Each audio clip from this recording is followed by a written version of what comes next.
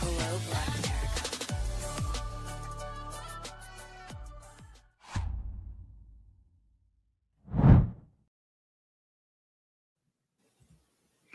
Good afternoon, family. I'm Curtis Cheatham Jr., and welcome to This Week in Black America. And here's a rundown of this past week's highlights. So the president didn't like the labor numbers this week, so he fired the person who reported the news. Does that change the numbers? We'll get into it. There's a mess in Texas, but it has national implications, and the Democrats of the state aren't having it, but the Republicans aren't going down easily. We'll unravel the mess. And a black teen was attacked by a mob of white teens in California, in a California town. And the community is looking for some answers. So we want to find out what all the hubbub is about. And the so-called alligator Alcatraz was forced to temporarily halt all construction by a federal judge this week. And we'll get into why the courts shut things down. And finally, we explore reports of a major rideshare company that seems to be hiding reports about sexual abuse. So we'll get into the details of that, along with so much more going on this week in Black America. And as always, I have my brother with me, Brother Deshone. How are you this afternoon, brother? I'm lovely, brother. Good to see you. I'm excited to dialogue with you this week, as I am every week, Friday, 12 p.m. Eastern Time. We are here. Welcome. I see Mrs. Kiki already checking in. Right. Co-host checking in. We appreciate you. And this is the place you come to when you just couldn't catch up on everything that happened this week. Everything is happening at a rapid pace. Every day there's multiple things jumping off.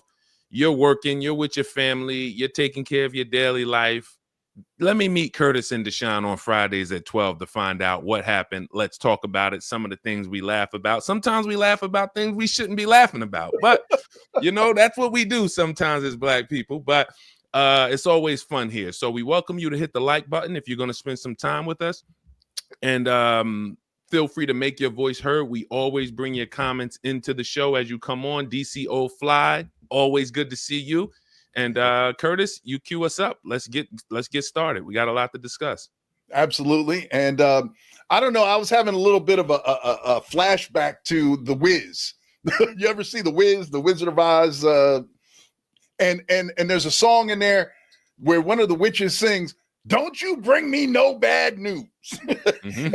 and I had a flashback of this week because the president, shortly after we got off the air, was upset about the labor numbers that he was receiving.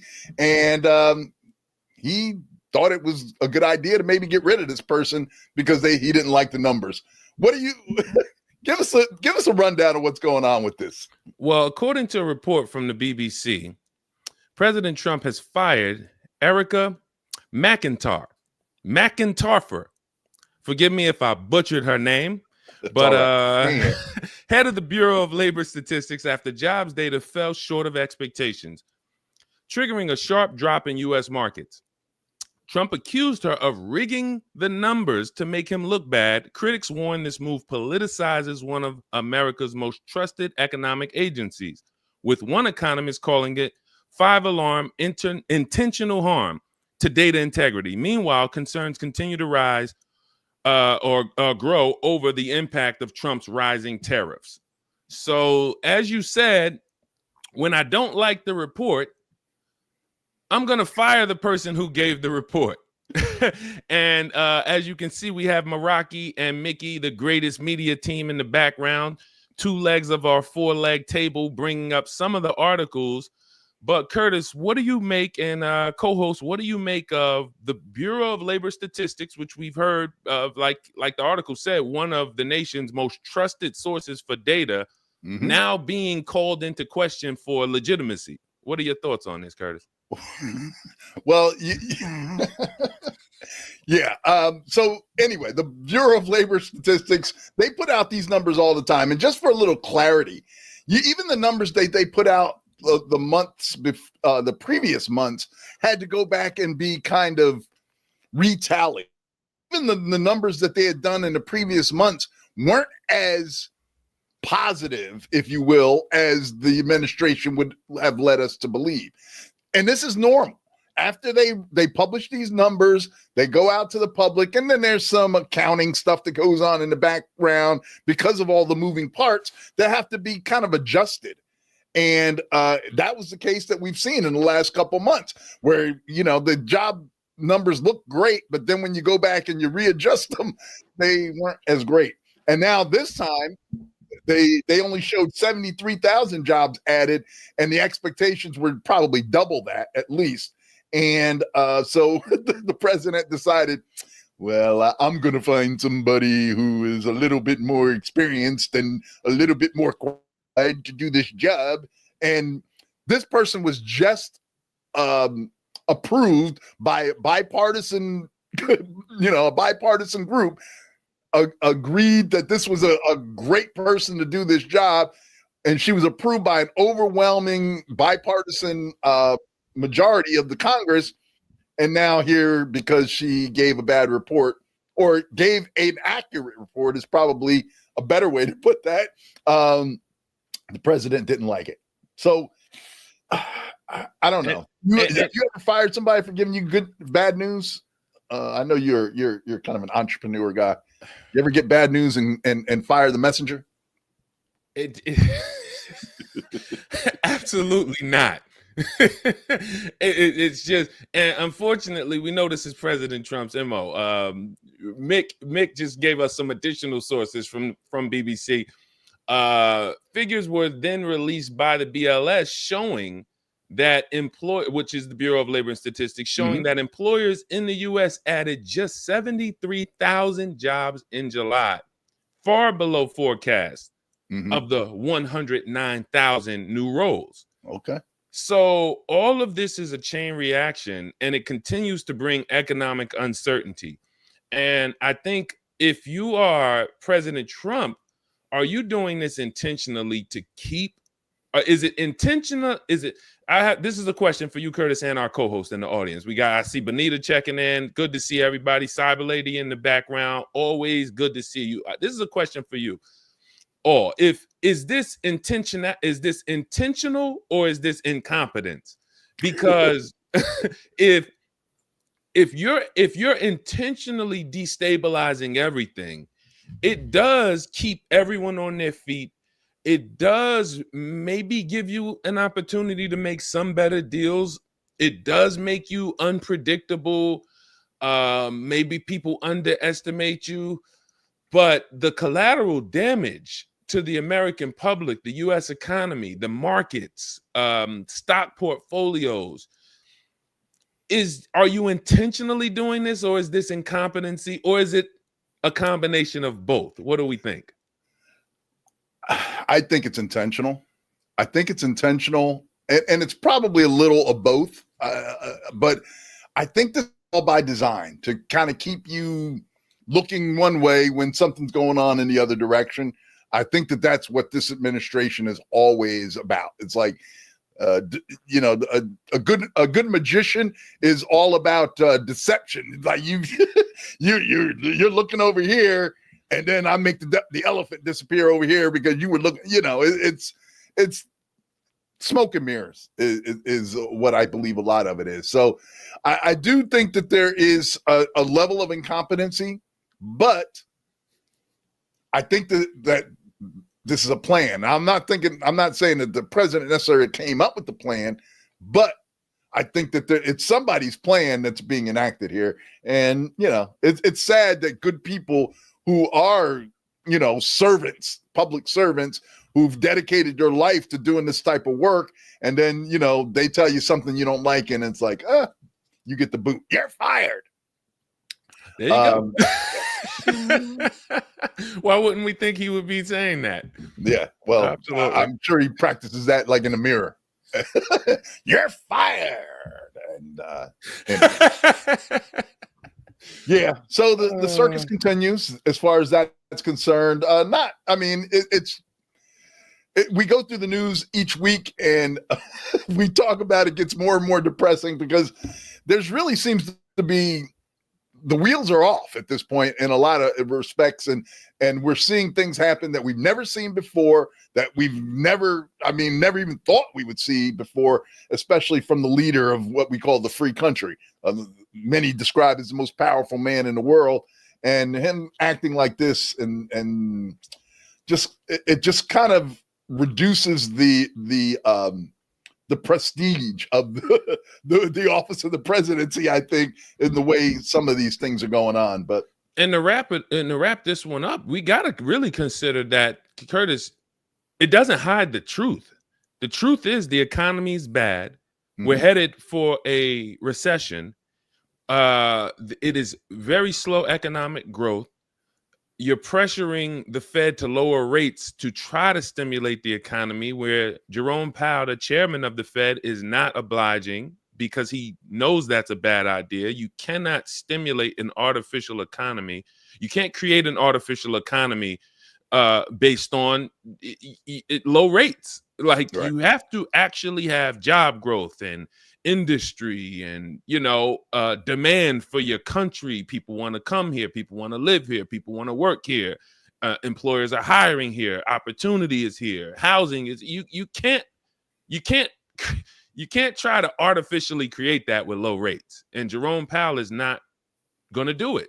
So what this proves with this low job growth is exactly what many people, economists, and others have been suspecting, that the American economy is in real trouble in the short term. Maybe in the long term it's going to work out, but in the short term, it is not good. Yeah, our co-host Anita points out the fact that this is all about distraction, because we still know that whole Epstein thing is still lurking in the background, and maybe this is just another way of distracting from his troublesome behavior in the past. But anyway, we're going to move on. I'm sure there'll be more to come on this as these sagas continue to play out.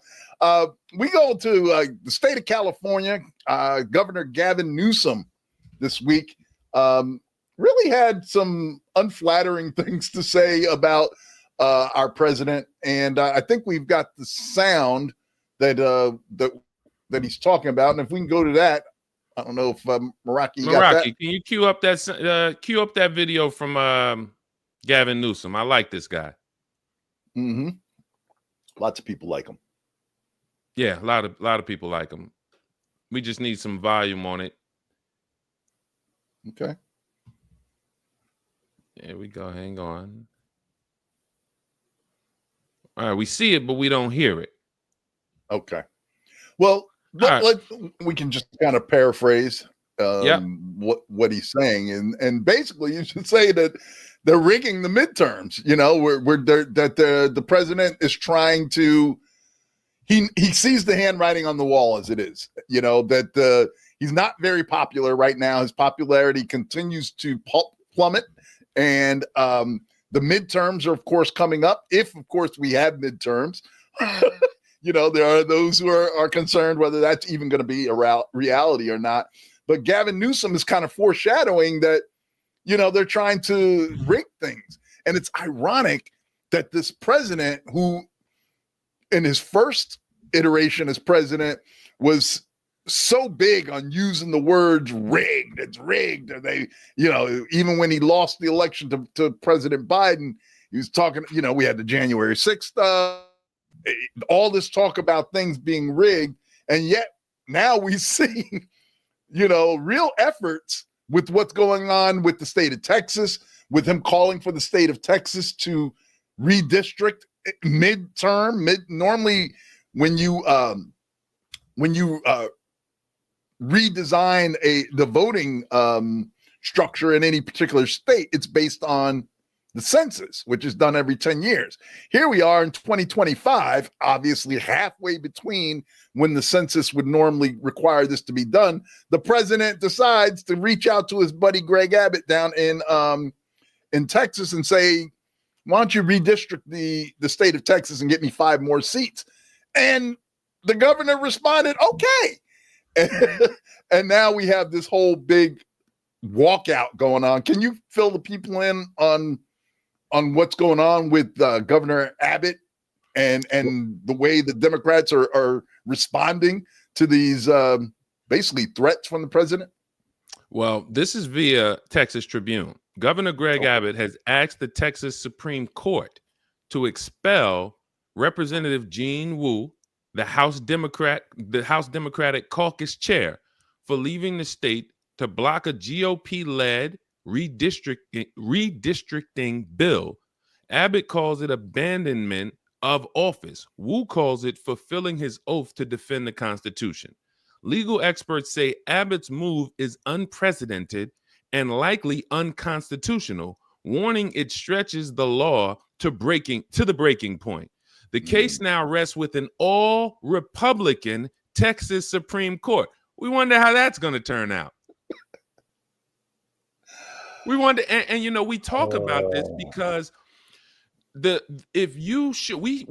did a show, guys, right after Election Day, and we talked about how for the first time there was going to be more independents and Democrats going to work in hostile environments than ever. It was going to be extremely tough. You had some people retire. Couple people said, I'm out. This is my time.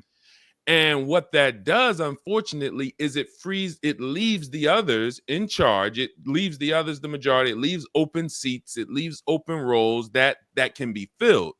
So do you stay and fight, or do you leave and give up, leave an open seat?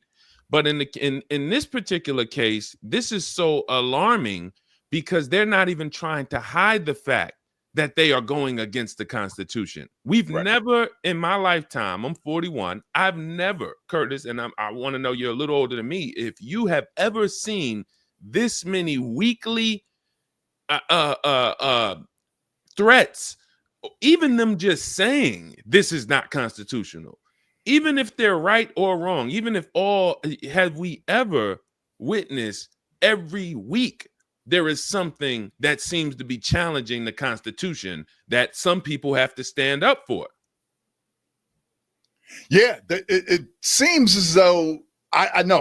To answer your question, no, I've never seen this before, and I don't think any of us have, even if you're older than I am, because I don't think we've ever seen this level of. I just mean, was anybody in your lifetime ever like, hey, this guy looks like he's trying to challenge the Constitution, even a little bit? Forget every week. Was any president that you can think of going back to your childhood that they were just like, hey, this guy's a constitutional threat, even a little bit? Not at all. And like I mentioned once before, I remember when Nixon resigned, and it's kind of a similar thing, but Nixon didn't want to kind of disrupt things. So he took the high road even then. He got caught. He knew the cover up was worse than the crime itself. And he decided to resign. So to kind of preserve the union. And it seems like this guy that's in the office now is dead set on destroying our union and destroying the Constitution, just kind of sending everything into upheaval. And I gotta wonder, oh my goodness, this leads to so many other discussions, stuff that we talked about offline here. This man is not a good person. He's not a good person. And but he has tons of people supporting what he's doing. I mean, this is about that article I just read and that we're talking about, folks, is about Greg Abbott.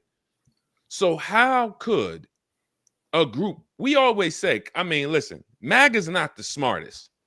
I'm not going to call them the dumbest, but they're not the smartest.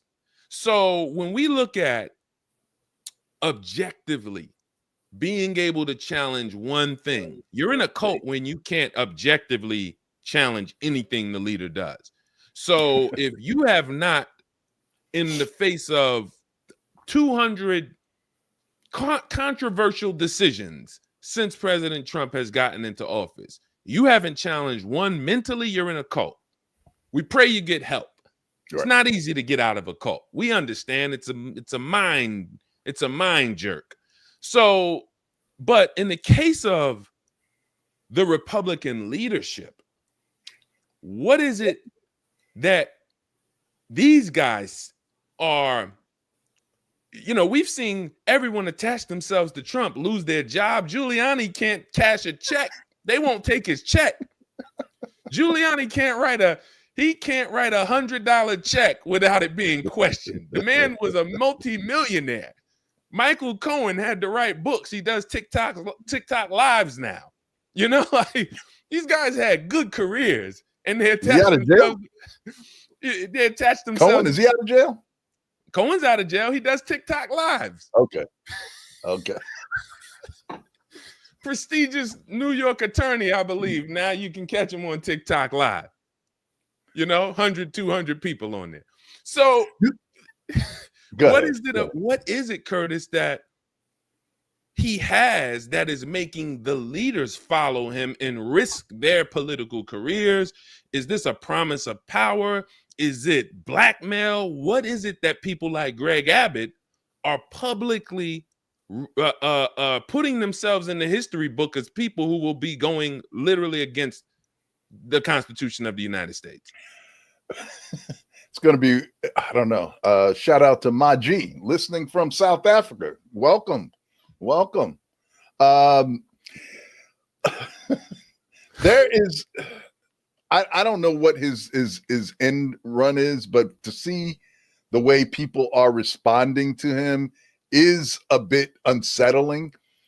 Even you don't have to think back to further than his first administration, and you just kind of ran down a little bit. Even the lawlessness that we saw in the first administration pales by comparison to what we're seeing now.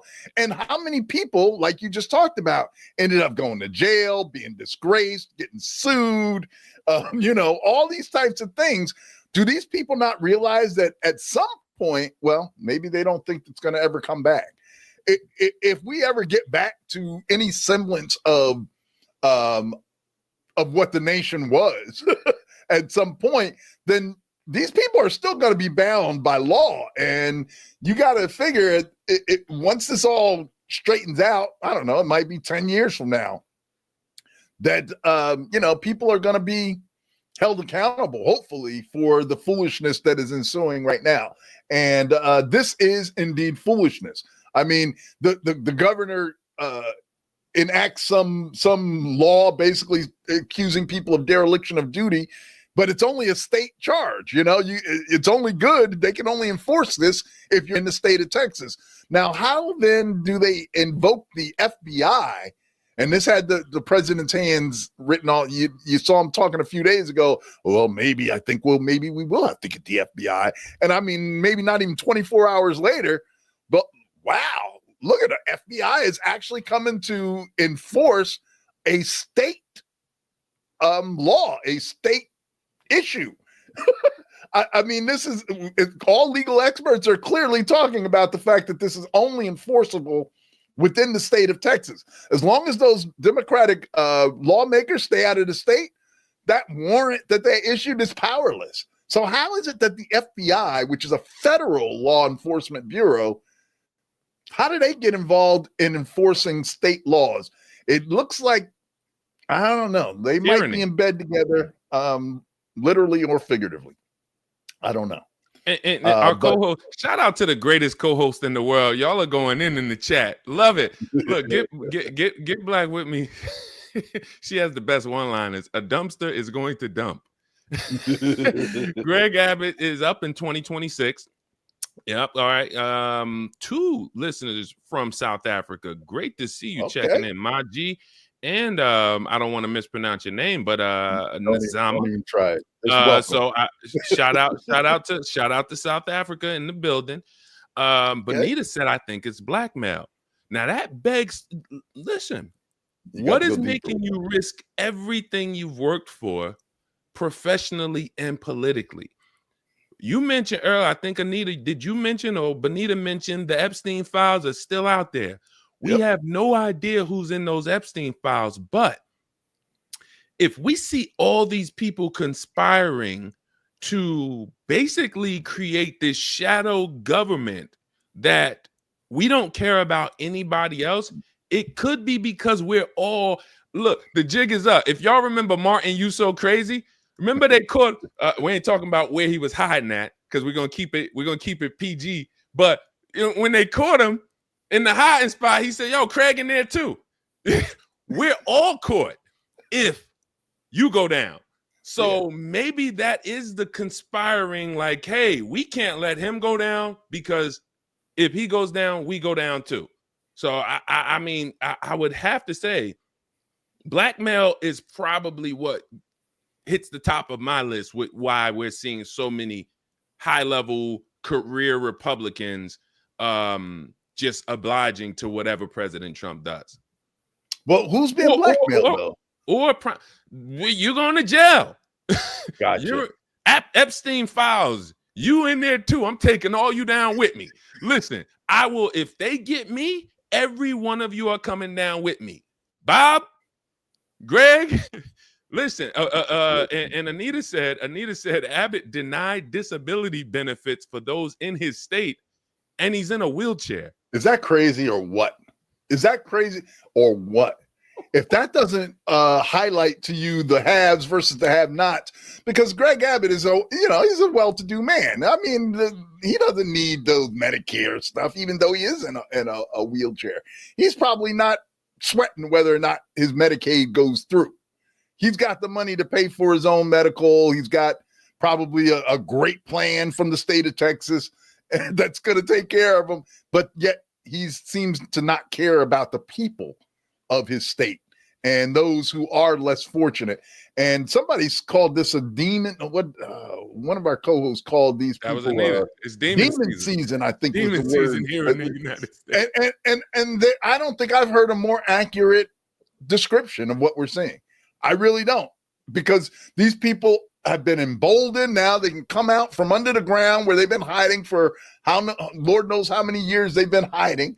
And now with Trump being able to shine the light on them and allow them to grow in the light of the day. Now it's crazy. And listen, if you're not, I don't want to get into that, but if you're not convinced, whenever y'all see Curtis look up like this and he has a quick thought, his urges to lose it have to be controlled. Just pray for him. Praise the Lord for constraining me on that. Because listen, I don't want to hear this. Curtis, where'd you go? Where'd you go? Anyway, every week we're in the threat of This Week in Black America being cut. Listen, and you know what? We can joke about it, but who would have ever thought that we're in a time where really you could be held liable for saying something that we always thought was constitutionally protected, that you could criticize the government. In fact, I think that the First Amendment gets kind of muddy a little bit, where people think you can just say whatever you want, but it's designed so that you can criticize the government specifically without fear of retribution.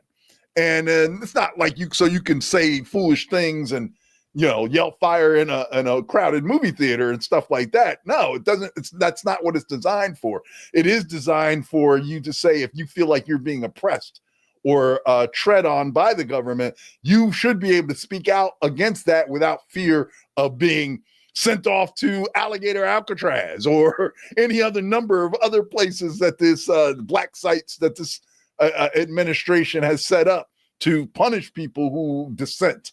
And we're getting to look more and more like an authoritarian state, one of these countries where the rule of law does not prevail. And it's terrible. It is demon season. That is the great explanation. Thank you to our co-host who came up with that, because we're seeing it play out in real life here. Speaking of demon season, our boy Diddy, I'm sorry if that was an awkward transition. We all know my man Diddy has been kind of hemmed up for the last, I don't know how long. It's been a little while he's been in there now. Why don't you fill us in on some details on what's going on with your boy? Is he still Harlem shaking? Is he doing the Diddy Bop anymore? What's going on? I mean, he might be coming out with listen, if he gets pardoned like they are, or if the outcome that they're going for happens, he gonna have the biggest take that you've ever heard. He gonna come right out. We're never gonna hear a bigger take that. So this is via CNN. Sean Diddy Combs' legal team has confirmed they approached the Trump administration seeking a pardon after Combs was convicted of transporting women for prostitution. Though Trump called him a nice guy, he also noted their political differences, saying a pardon would be more difficult to do. More difficult. This is a man who writes pardons like he's writing his name. Like Combs faces up to 20 years in prison, but sentencing isn't until October, and his team is already preparing an appeal. We mentioned this when he went on this pardoning spree a few months ago, when he pardoned Todd and the Chrisleys, when he pardoned the leader of the Larry Hoover. He some pardoned rapper also Kodak, but not Kodak Black. NBA YoungBoy. Yep. So we talked specifically during that show about pardoning for popularity, and versus the main topic was, is this justice or is this another agenda? And because if I can pardon people who have large followings, then maybe I get some of their people on my side. So I think when you look at everyone who loved Larry Hoover, they're fans of Trump. A good portion of them gotta be, because they've been calling to free Larry Hoover for the last since he went to jail. NBA YoungBoy, one of young rap culture's probably 25 and younger, between 20 and 30, one of the biggest rappers of that generation. So a good amount of his fans, I would think, are like, yo, shout out to President Trump. So he's able to pardon strategically, not for justice, but to gain popularity points. And we discussed, and the topic was, what if he pardons Diddy back then? And it might have sounded a little crazy when we talked about it a few months ago, but here we are with the Diddy legal team pursuing the pardon. Trump saying, well, I don't know, we got some political differences, meaning, hey, is the juice worth the squeeze? If I pardon this guy, will I get this? I mean, what do you think, Curtis, about the president? What do you think about his approach to pardons? It's as stupid as everything else he's doing, really. I mean, come on, it's haphazard. It's to engender loyalty to him, and it's based on whether or not you bow and kiss the ring. So clearly, he's just doing things that serve him. Have you read about all the January 6 people that he pardoned who are actually still like real criminals? Just say you don't buy January 6th as a criminal act. These people are criminals beyond that. They are like real criminals. They've done real crimes like the president. I mean, but anyway, I digress. These are people that are real domestic abusers, people who have done assaults and all types of things. And then the president pardons them, without blanket.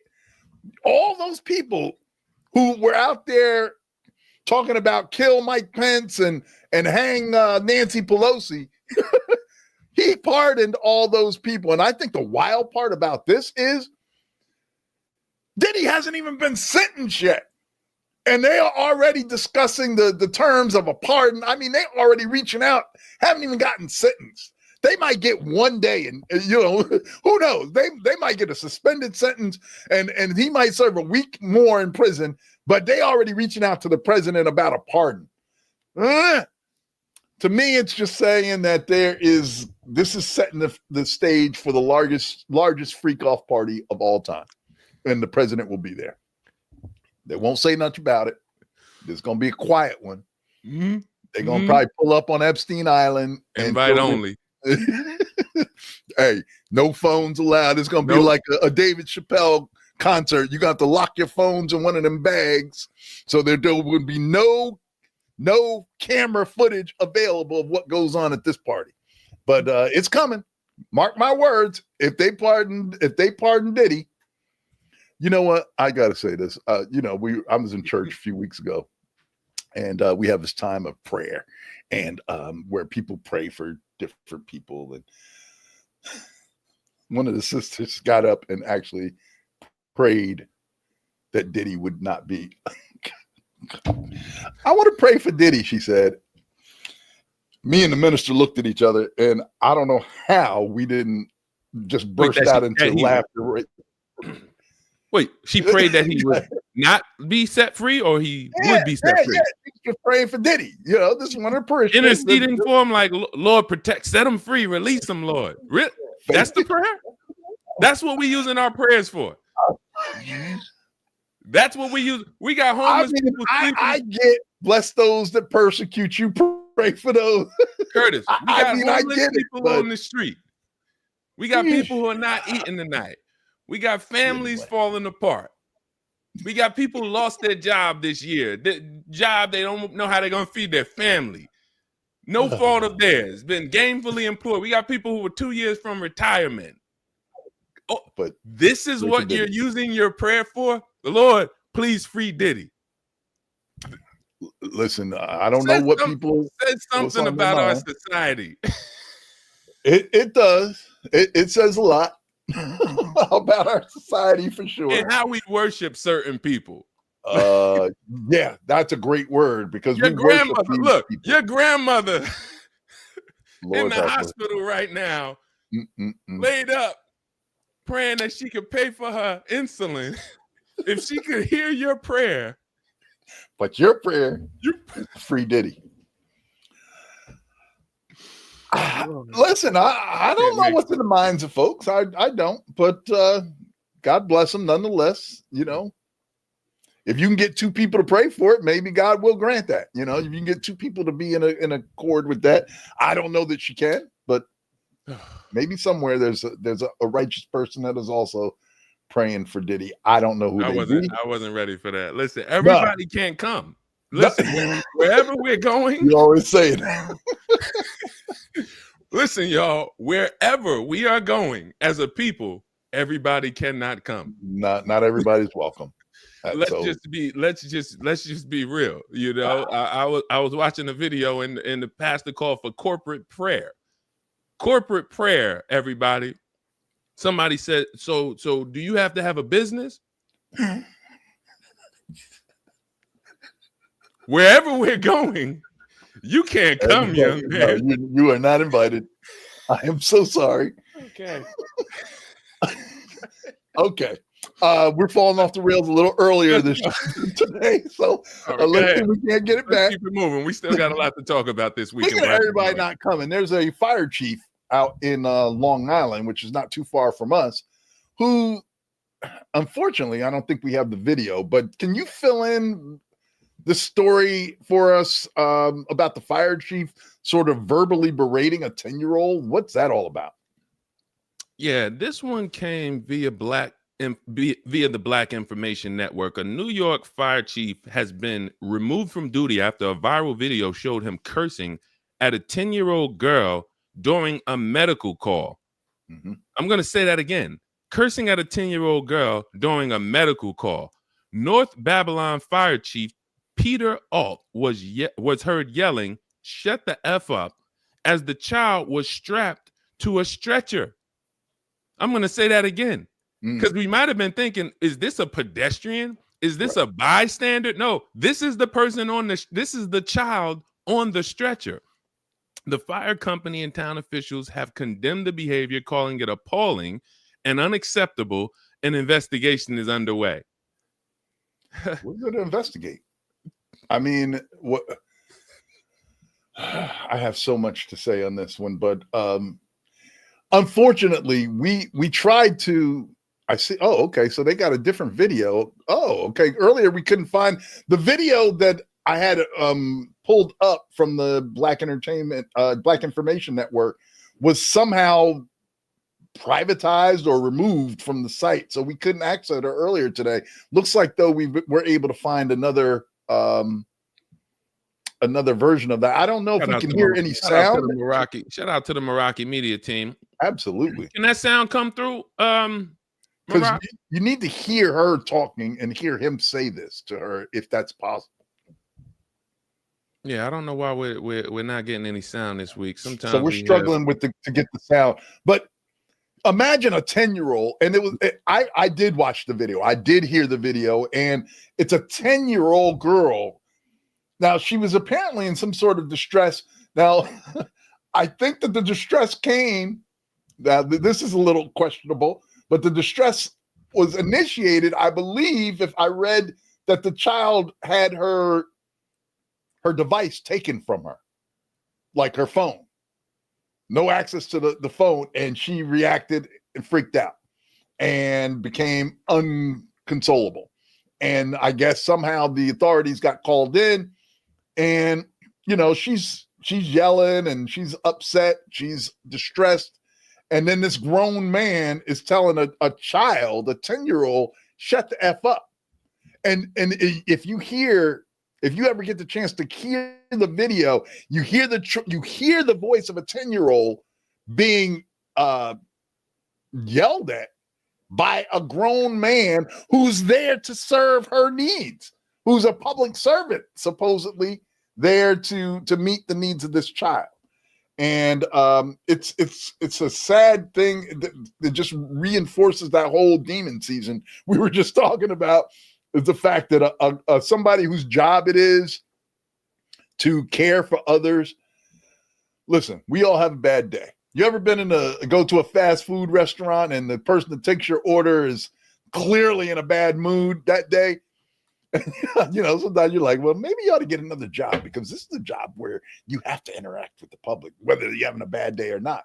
Yep. How much more so as the leader of a fire department who's there to supposedly save lives and impact the people in a more positive way. And instead you're yelling, shut the F up, because they're yelling too loud. What? Because they're in too much distress for you? I don't understand that piece, but. And it continued. They thought when they became firemen, they were going to be saving white lives. And a lot of them are only firemen because their granddad was a fireman. And when they were 5 years old, he kind of rubbed them on the head. Okay, come on now, Billy, you're going to be a fireman just like your granddad. And he said, Granddad, I want to be just like you. The only thing is Granddad was just really saving white lives. And now these people got to come save some black lives and treat some black people. And they're just like, this ain't what I got into this for. And it goes back to a bigger issue we have, which is those who are called to protect us and serve us. Some of them, because we're not going to paint a blanket statement. There's incredible firemen, women, men of service that show up every day with the right heart. But if you're not fighting the oppression and the bondage that is in your industry, you're somewhat complicit, because that should bother you, that you're in an industry that's being criminalized because you have bad apples in that industry. I was in the car industry for many years, and now our business is, at Cars from Home, is to run the 80% of the people who shouldn't be in the business out of the business and make it hard for them to survive, make it hard for them to thrive, impossible to thrive. It takes a lot of work, but just showing up every day and saying, well, I do a good job, I have the right heart, when you know that there are medical professionals that when they see a black person, they're not treating that black person the same. In fact, we already understand, I think there's a term for it, Curtis, maybe or one of our co-hosts know, when medical professionals actually take their patient out because they're black. Like, nah, I'm a Dr. Kevorkian you real quick, like, this is something, I know it's a big problem with our women having children from certain medical professionals delivering their children. So this is not something that is just in the backyard, in the kitchen table talk. This is well known that medical professionals, we can see fire professionals. We have not had to even look far to see that. Police officers, those who are sworn to protect and serve the public, they don't want to serve us the same way. And it's not just about saying it, oh, well, y'all just, no, it's, yo, this is serious. What do we do? Because this 10-year-old child, I mean, again, I don't want to get off. I just want to continually put it out in the air that if those who are sworn to protect and serve us are actually see us like, hey, you know what? The world would be better if you weren't here. How do we proceed in a society like that, in a country like that?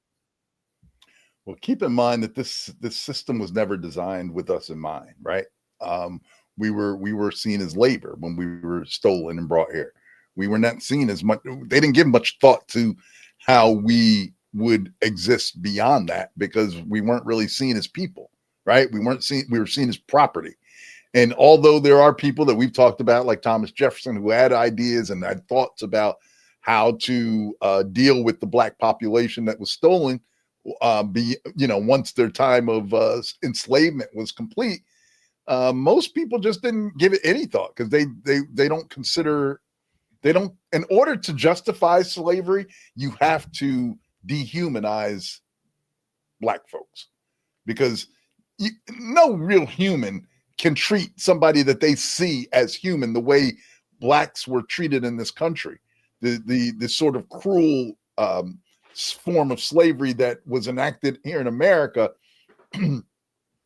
could only happen if you don't see people with melanin as human.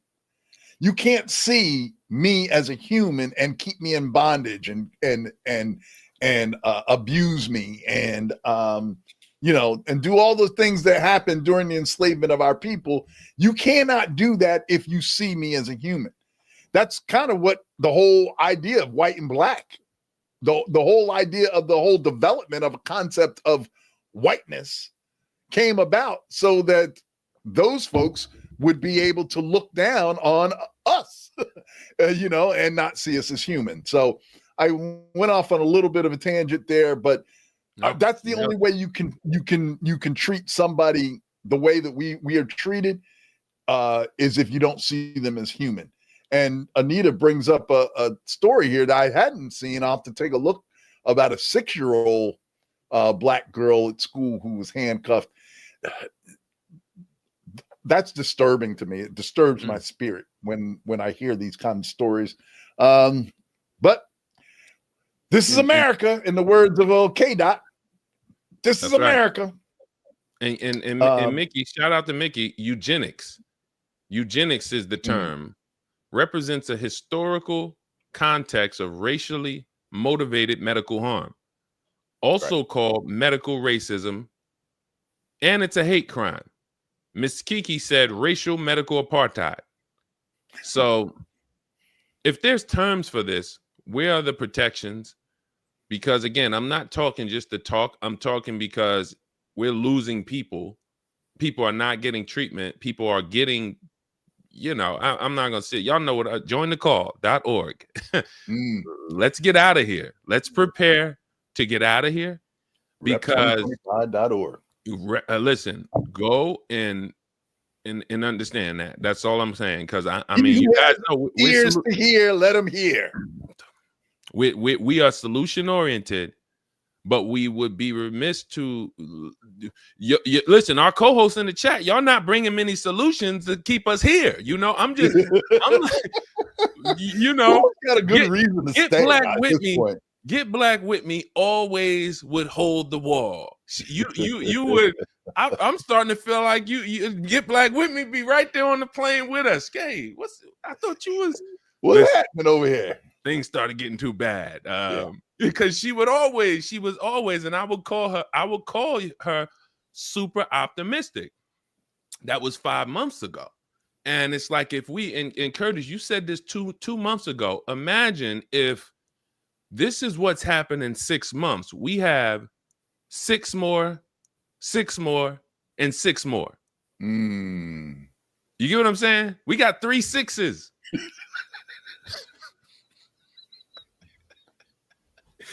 3 6s left. So all right, he who has ears to hear, let him hear. That is so, all right. What else? All right, because we done, we tapped into the foolishness early, y'all. We usually wait a little bit before the foolishness takes over. But all right, what's next? It's all foolishness now. So frankly, unfortunately, one thing to keep an eye on, to tie a bow on that. The fire chief has been stripped of his duties, and there's an investigation going on.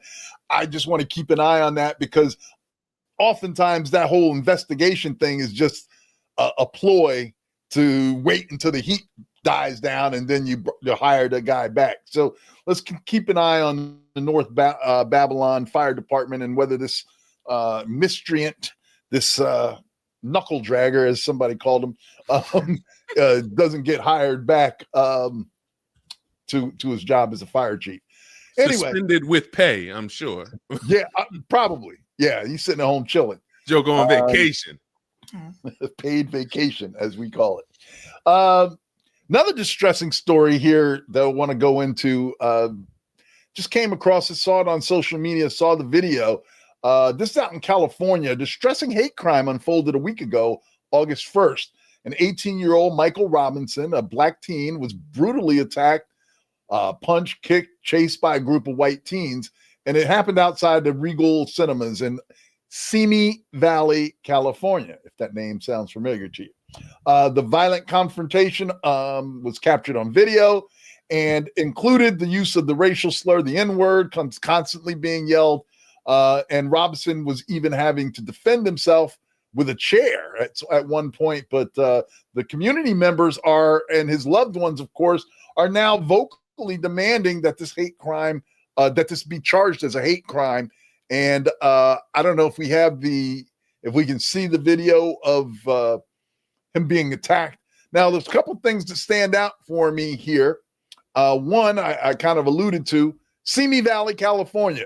If it sounds familiar to you, it goes back to the Rodney King thing back in the 90s, when it was the first time we actually were seeing police brutality played out and recorded on film, where they moved the trial from Los Angeles to Simi Valley, California, which has a far less melanated population.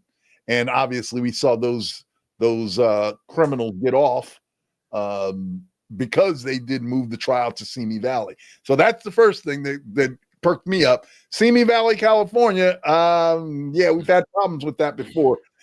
But now you see a whole crew of these white teens beating up one black guy.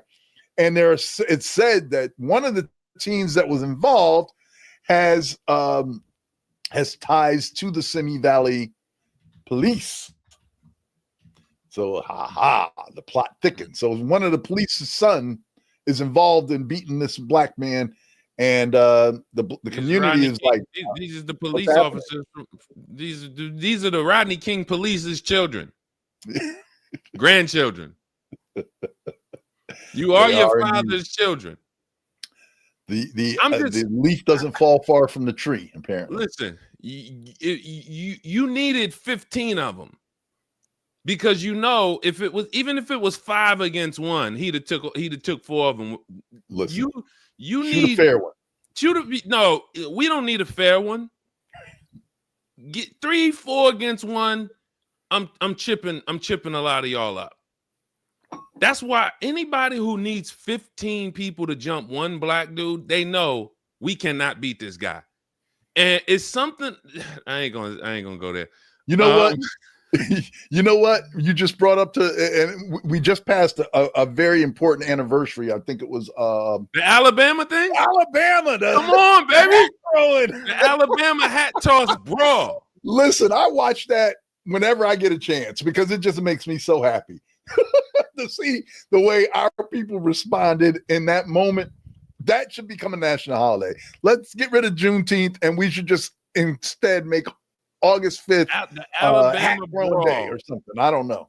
Oh, I'll take it. And we sit there in the theater and just gather and watch it on repeat. Popcorn and everything. You got superhero. Listen, brother swimming. Aquaman, the black Aquaman. I thought they couldn't swim. I thought they couldn't swim. They're coming from everywhere. People coming up, man. But that should be a national holiday. When I saw that video just now, that's what came to mind. Like, y'all do not want, you better catch one. And here's how beautiful we are as a people. If it would have been one black person anywhere near that event, it would have been 2 against 15. Right. So it might have been fair black then. People anywhere. So those of you who are like, you know, hey, I've lived around white people all my life. I never had a problem. It might be your son that has the problem. It might be your son. So you don't know, and if he doesn't have at least one black person with him to jump into stuff like that, I don't want to be the only black guy and I've been in situations where I'm the only black guy at work. I'm the only black guy. I've been in certain situations, but I don't want to be the only black guy in a town. And that's tough. I think you and Mick, y'all grew up in certain towns. You had a couple with you, Curtis, or were you like the only one? Well, actually, I grew up in a subset of a larger town that was almost all black. I grew up in Victory Gardens. And so our little community, which was less than a mile big, when I was growing up, was a black community. But then when we went to the schools that we were, we didn't have our own school system. So we went to the Dover schools, and the schools actually were pretty well integrated. But we had our share of the white folk there. Yeah. But you were never in a situation where you're like, yo, I'm the only black person. No. And see, that's and I would have to imagine if it's that many white people in that particular town, he has to be one of either the only black people on the block, a couple blocks, because where was his help? Unless we get a part 2.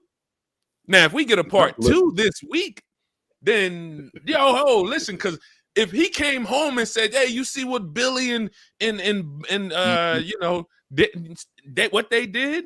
Oh, let's go, bro. Listen, we don't need no guns, we don't need no bats. Let's just go and let's, hey, you roll the footage." But if he don't got backup to go and fight, then he's got to be the only black guy in the city or the town or the block. So it's not a good look. You would see. Good. Not a good look. I'm just telling you. I know parents that first thing they get a little money, they want to move to the white town. Listen, I want to be around my people. Now, not all of them, we got our own issues, when we have, but I still prefer to be around my folks. I've got that. I don't know where it comes from necessarily, but I do want to be around my people. Now they don't have to all be black, but I don't mind if there's a few of y'all others in the neighborhood, but there shouldn't be no foolishness. I don't want to see no foolishness. You better act right.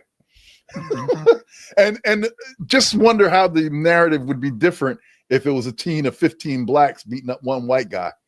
I mean, how quickly would those black gentlemen be rounded up and charged with adult crimes? And we see the juxtaposition of that, where about 15 white guys attack one black guy, and they got a citation. That's all they got so far. That's exactly what Anita just said. Anita said, where was the corporate media on that beating like they were in Cincy? Right. I guess it was something in Cincinnati. Mm-hmm. Right, yeah. So. And the Cincinnati thing, as I found out, is the white guy actually started it. The white guy started it, got his butt beat, and now you want to cry victim. You start something, and then you write a check that your butt can't cover. Mm-hmm. And the next thing you know, you're sitting there knuckled up, bloodied and beaten. Mm-hmm. And then now you want to cry, the black guy beat me up. Of course he beat you up because you slapped him. I'd have beat you up too. And thank you for the plug to Hawk Newsom. Because I followed Hawk Newsom after you. Listen, everybody, go follow Hawk Newsom. If you talk, we got Mrs. Kiki, who she's from Mobile, Alabama. And she said, when we moved to I'm from Mobile, Alabama. When we moved to the better neighborhoods and went to school there, I was often the only black one in the classroom. So she's from where I think it's Mobile. Mobile. Oh, okay. Okay, I've been mispronouncing it for years. So listen, I don't know a lot about Alabama. All respect to Miss Kiki, but when we were driving, I'm from Louisiana. When we used to drive down to Louisiana, we just made sure we didn't get caught in Alabama at night. You just had to make sure you had enough gas to get through Mississippi and Alabama to get to Louisiana. Because we didn't stop in Alabama very much. I don't know. I'm not gonna lie. We just had our own issues with Alabama. Although Louisiana ain't much different, if the truth be told. But anyway. King Chebo checking in. Good to see you. Shalom to you. Good to see you. Love to see all our co-hosts checking in. Absolutely. Yeah, look, DCO Fly said, my community is gated and majority black, just a few specks of salt. I like it. Too much salt. Nothing wrong with that. And she's got a nice little community too. Yeah, so, absolutely. That's all we want. It's a keep it a little balanced. As long as never mind. I don't want to say anything racist. You can't be racist because you have no power. Yeah, right. And I don't want to say anything that seems it's black people I don't want to be around. It's white people I don't want to be around. So it's kind of like I just want to be around good people. And listen, you know, I haven't seen it's no coincidence. There's only 3 people in this 3 times in my life, Curtis, where money was stolen from me. They were all white people. All white people. 3 separate times. As much as they'll try to tell you, don't mess with your own people. You can't do business with black people. The 3 separate times in my business life and my career where somebody just said, you know what, we ain't paying you. They were all white. Was one of them Trump? Because he's got a record of doing that. You don't pay people. Anyway, moving right along. Let's bring up the Smithsonian here because they tried a little something this week. The Smithsonian Institute, well, they tried to explain it away. I don't know. I'm not sure what it is. But they had this exhibit that they had about the American presidency. A Glorious Burden was the name of it. And it included a temporary placard that acknowledged that President Trump, his 2 impeachments. Now, we know that we have a twice impeached, 34-time convicted felon, adjudicated sexual offender who is now occupying the White House. But he was impeached twice. And in 2021, there was this placard that was added that reflected the fact that President Trump had been impeached twice. Now, apparently this placard just somehow disappeared early in 2025. Actually in July. So just last month. The placard, it was quietly removed, and they reverted the exhibition back to a 2008 era format, which included only the impeachments of Andrew Johnson, Richard Nixon, and Bill Clinton. So the public found out about it. There was a backlash, and there was all this scrutiny about why this piece. They thought it was that, the Smithsonian, because we have all these institutions now bowing and kissing the ring of the president, right? We have colleges bowing down to him, law firms, et cetera, et cetera. And so we thought that the Smithsonian was also kind of bowing to pressure from the White House. Now he's saying, now the Smithsonian is saying, no, it was just that it didn't meet our standards for a presentation. It's going to be redone and it's going to be put back. So some people thought it was censorship. The museum saying no, it wasn't. It was just, it's going to be coming back in coming weeks. What are your thoughts, if any, on this whole Smithsonian thing? Are they bowing down? Is this them bowing to pressure, or do you buy their thoughts that maybe it was just the exhibit wasn't up to par. Those able to watch, we're on YouTube right now. You can see that the exhibit literally says impeachment. Right. You would think, as Curtis so eloquently always lays out the facts concerning our current president and what's on his record, that he would be in the exhibit. So when it shouldn't be, correct me if I'm wrong, is he the only one to be impeached twice? Has any other president been impeached twice? I believe that is correct. I mean, just out of the people that are here, Johnson, I know, wasn't. Richard Nixon and resigned. Bill Clinton no. So that clearly he's the only one to be impeached twice. He should have two. I was getting ready to say that. So not only does he not want his one in there, he should have two. Absolutely. He should be in there double. So he should be proud of this because, I mean, it's an accomplishment. This is an accomplishment that only he has. And we know in his narcissistic body that that's the kind of thing he appreciates. So he should be lauding this he should be pushing them to have two exhibits of him up there. I think that's what he really should be saying right now. But probably more. No, it doesn't surprise me. Just like when we came back from the African American Museum of Natural History in DC, and we begin to hear of things being removed in there. Didn't surprise me then. We are quickly seeing that, President Trump is in these streets, literally. He in these streets. When you think he can't see, it's getting back to him. He want to know about the statues. He wants to know about the exhibits. The man ain't never even been here. How the heck he knows? So, but it doesn't surprise me at all. Like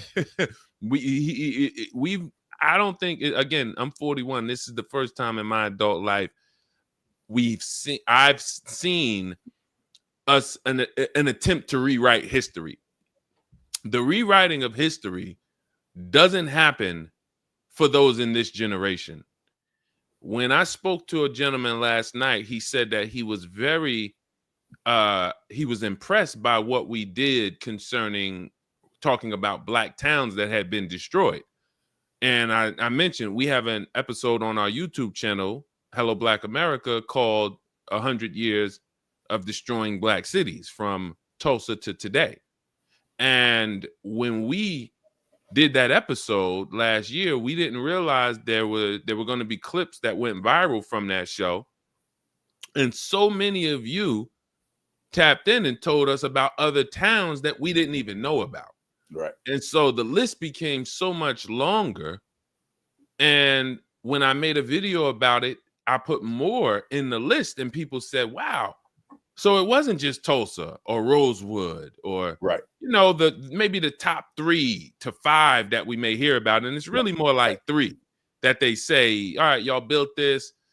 But the wiping away of history is not for that generation who they tried to destroy. It was for us to forget. It's for 30, 50 years down the road. So we are seeing them do stuff not for us, but for 30, 50 years from now, their grandchildren, their great-grandchildren, who will forget, hopefully, of the atrocities, and us who, if we take these exhibits out, maybe y'all will forget that these things ever happened. And so it's just shocking to watch it happen right before our eyes. Absolutely. Yeah. Anyway, did you? I noticed that you just had King Chibo's question up here. I left it up for a while because I didn't do. Are you up on this, Curtis? I am not, and I thought that I was going to defer to you because I was like, I know. if somebody knows about it, I know Deshone does. But maybe listen, co-host King Chibo asks, did you guys cover the topic of the so-called Black African, in quotes, aliens that's supposed to be arriving soon? Only thing I've heard about, Curtis, I don't know if this is that that object that they're saying is in space that is approaching our Earth. Right. Right. It's supposed to arrive somewhere around the October. They don't know if it's a comet. We reported on this last week for those who were on the show, because I think it was a Harvard scientist that said he could not confirm it was a comet because they needed to see if it has a tail, and they needed to see if it had any particular movements that would dictate it had like an intelligence to it.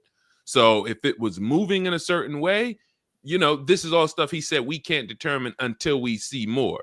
But I don't know if that's what you're talking about, King Chiba, or can any of our co-hosts tap in and, I mean, African aliens? I don't know if I like that, man. They already think of us as aliens anyway. That's what I'm trying to say. He said NASA reported. Okay, we'll have to get our crack team on that. But that's not something that we had been aware of at this point. So we'll look into it, though. Absolutely. Hold on. Anita Bracey said one subhuman invokes fear, hatred, distrust in grown-ass men and women. And we got here from fears, hatred, distrust, insane. You got to give us some more context. Hold on. Did you guys that? One subhuman invokes fears, hatred, distrust. Well, I don't know. She must be talking about the hatred of Anita over there getting it off. Man, I don't know. Yeah, she getting it off. Brother Deshone, the backtrack about the false prophet in Semi Valley. Men and women are coming forth about sexual abuse. I'll be trying to see if we should blank out some of these words. I guess not. Fraud and the use of occult. Very long list of allegations. Is there a name for this person? Have you heard about a false prophet? Apparently, this sounds like a Jim Jones or something. What? Who's the false prophet in Semi Valley? Can somebody fill us in? See, this is what. Listen, y'all know we take about the last 30. We're here at about 2 p.m. Eastern time. We're pacing good on time. We're getting through these articles. But we'll save about the last 20 minutes for some dialogue. So if you can fill us in on either anybody find anything about the Black African aliens, I don't really like that. And if you can find out just with this NASA report, because we're very curious if NASA reported on this. And then and then let's talk about this false prophet that you're talking about, Ms. Kiki. Anita said to clarify, she's talking about 47 when she talks about. Oh, okay. Well, clearly. Clearly. Okay. All right. Let's continue. What's next on the agenda? Now, this is an interesting one. There's a report of a gentleman, a 39-year-old. This is per the Black Information Network. 39-year-old Texas man named Nathan James Henderson was arrested early in July following a tip that he possessed explosive materials and expressed intentions for mass violence aimed at Black and Jewish communities. So the deputies executed a search warrant at his house in Bexar County, finding firearms, ammunition, and bomb-making components, including 24 partially constructed grenades, nearly 100 metal cylinders, likely meant for blasting caps, and a remote detonator device. During the July 4th visit, Henderson reported making racist threats, described himself as a white supremacist and Nazi, and declared he'd rather die than to be arrested. I hope they accommodated him. Investigators also uncovered letters to other convicted white supremacists indicating ideological connections beyond the home setup. And Henderson now faces a range of charges, components of explosives, prohibited weapons, hoax bombs, and terrorism. And he's the first person to be charged under Bexar County's new state terrorism statute, which carries a first-degree felony penalty of up to 99 years in prison. Oh, that's in the great state of Texas. So, we've heard some some interesting things about Texas today. And here we got a 39-year-old man who's trying to extinguish Black and Jewish communities. I'm confused. I've heard this right here in Pennsylvania. How many of our neighbors actually have bombs in their homes? And they got explosives in the house. So I'm just wondering. I'm waiting for one of them to blow themselves up. I'm just gonna say it. Yeah. They're gonna be smoking a cigarette or something and light something on fire. And How are you keeping a house full of ain't the smartest. explosives? These people ain't the Now, I smartest. got some weapons in the home. Look at, and look, y'all. This, if some of y'all could see the picture of this guy, this is not a guy you want to be around. This is not a guy you even talk to. You know what I mean? This is the neighbor. He comes out. It's like he looks at you. Hey, how the kids? You know, and you just say, hey, yeah. There's weirdos, and I think in this particular day and age, since COVID, I think we've been pretty leery of weirdos. Because we got to step back from people. You know what I'm saying? We realized there were people who weren't washing their hands. Oh my goodness. You know, we knew it, but it became apparent. My mother still do the fist tap. She said the COVID was the best thing that happened to me. I ain't got to shake nobody's hand no more. They be coming up to her to shake hands. She, you know, hey, you know, COVID. Like, you know, COVID's been going for 2 years now. Hey. But you know, there are people who are mentally ill, and we don't have a country that deals with this well. They sell them guns, they sell them things that they, you know, but the racist aspect of it, when you combine the fact you're mentally ill, you're hateful, and you're racist, and you're building a bomb, I'm surprised no one's blown themselves up yet. But if ain't this the time? Correct me if I'm wrong, Curtis. Ain't this the time where you should be chilling? If we're winning. You know, I can see you doing this. President Obama's in office. Yeah, or even Biden. Yeah, definitely. Or Biden, but this is the time you're supposed to be coming out. Just do your little Arkansas KKK marches. Do your little Kansas KKK rallies. Y'all winning. Okay, y'all team is on the scoreboard. Y'all putting up numbers.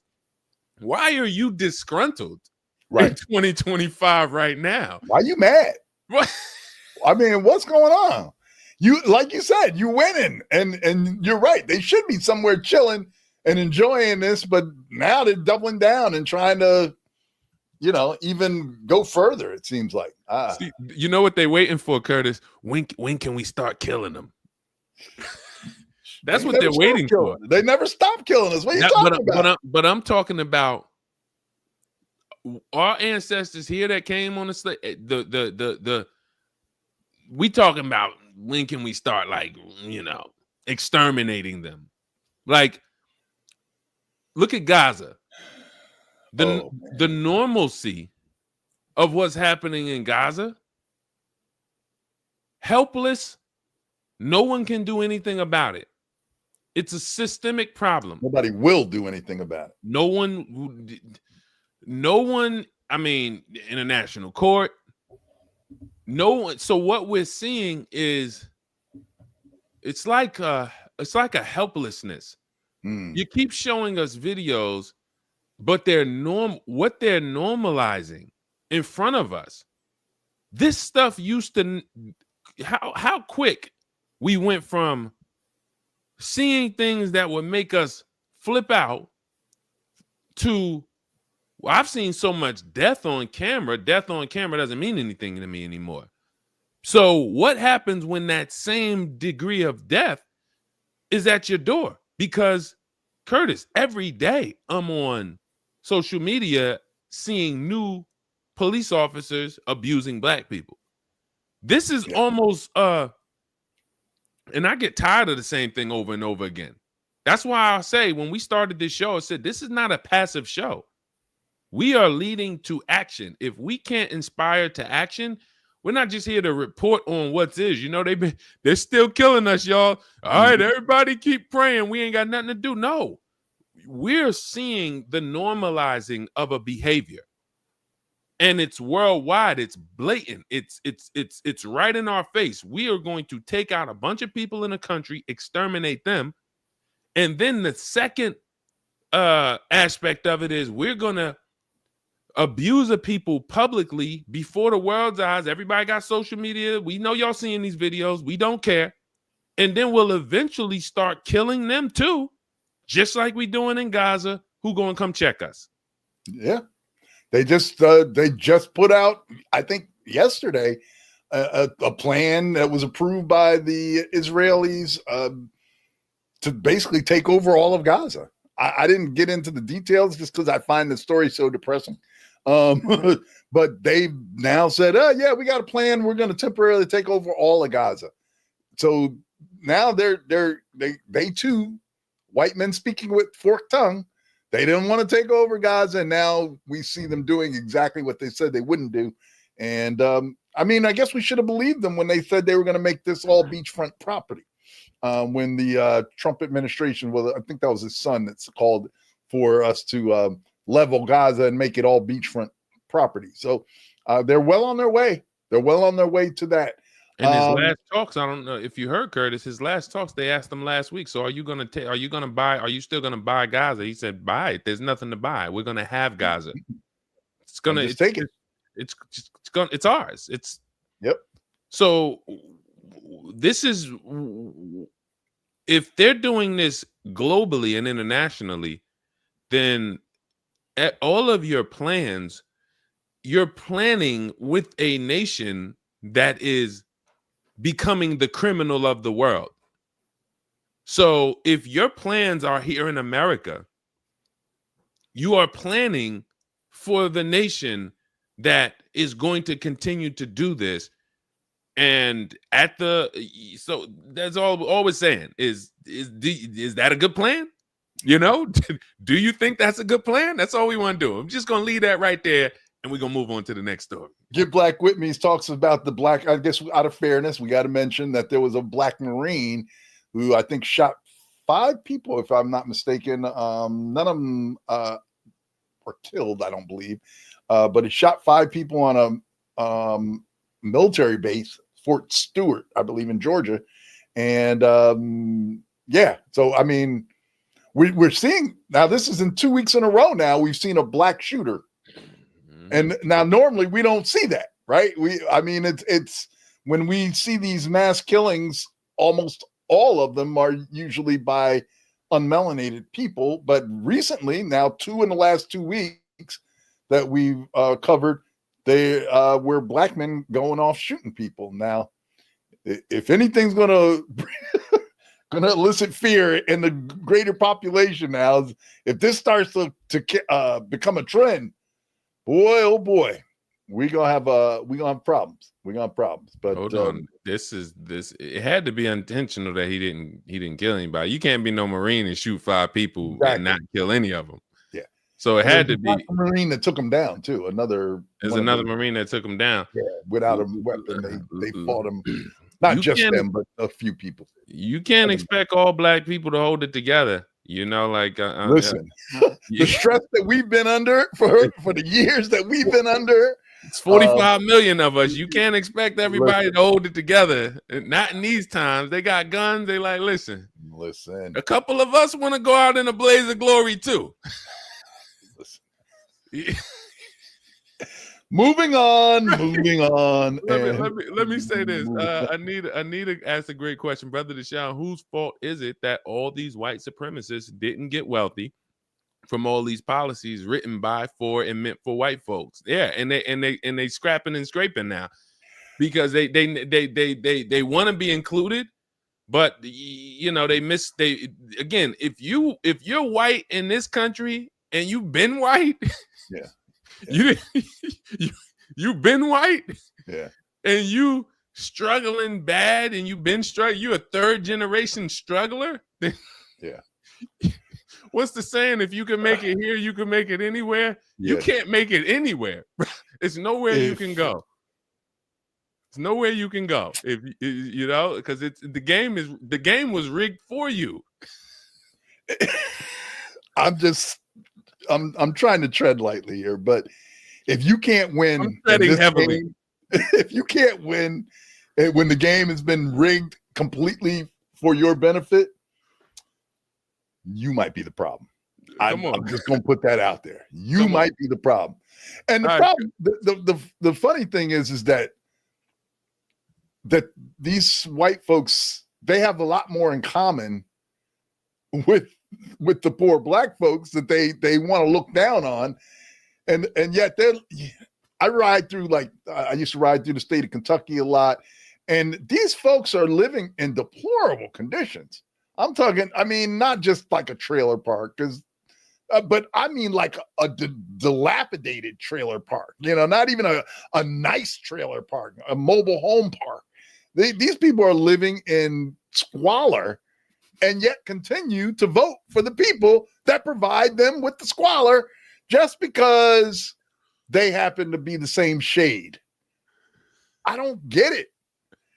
And the problem is that folks don't realize is that they're trying to keep y'all from coming together. They're trying to keep y'all. You've got the same kind of issues. The people that are responsible for this, somebody asked whose fault? The rich people. There's a bunch of rich people that are running this country that want to continue to seize on the division between the people who are white have no money and the people who are black who are struggling to make it as well.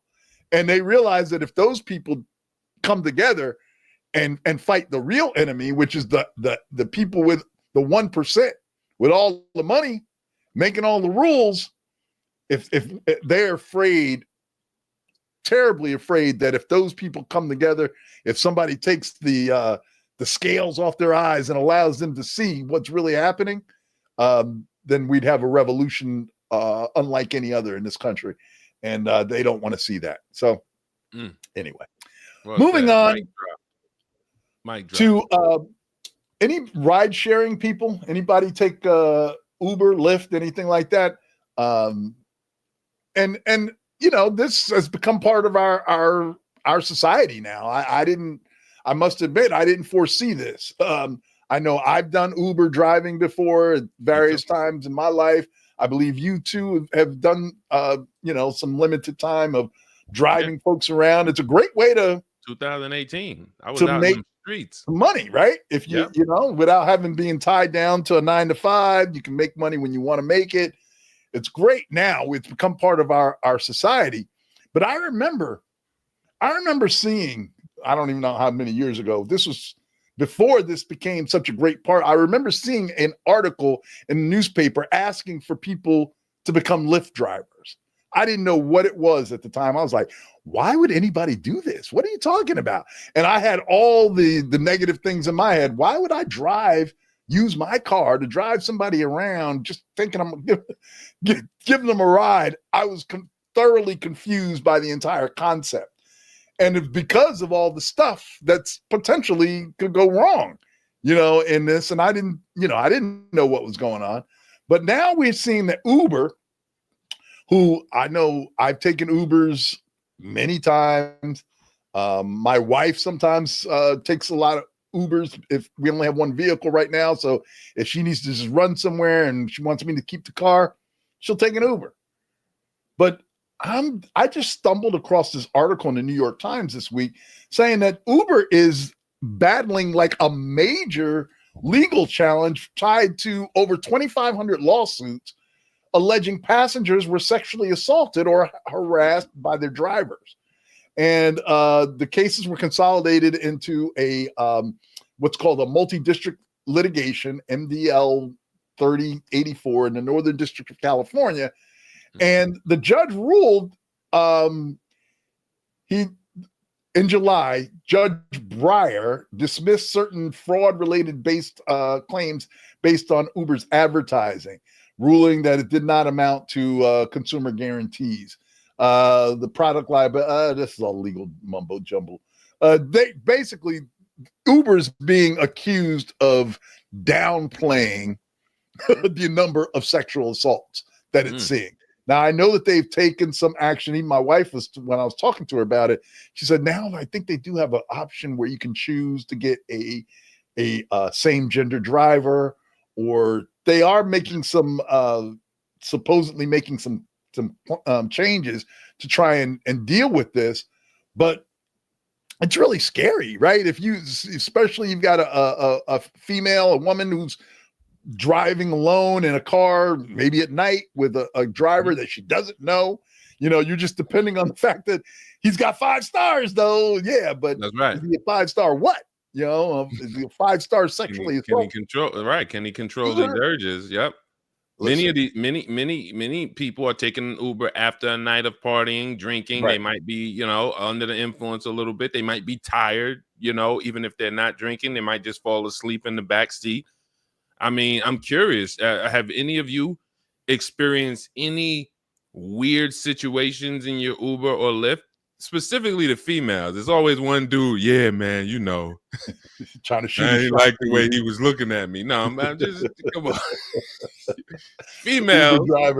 Uber driver hitting on you while you trying to take a ride home. Yeah. It's like, you remember the episode of Martin when the Miss Trinidad episode when his teacher was coming on to him?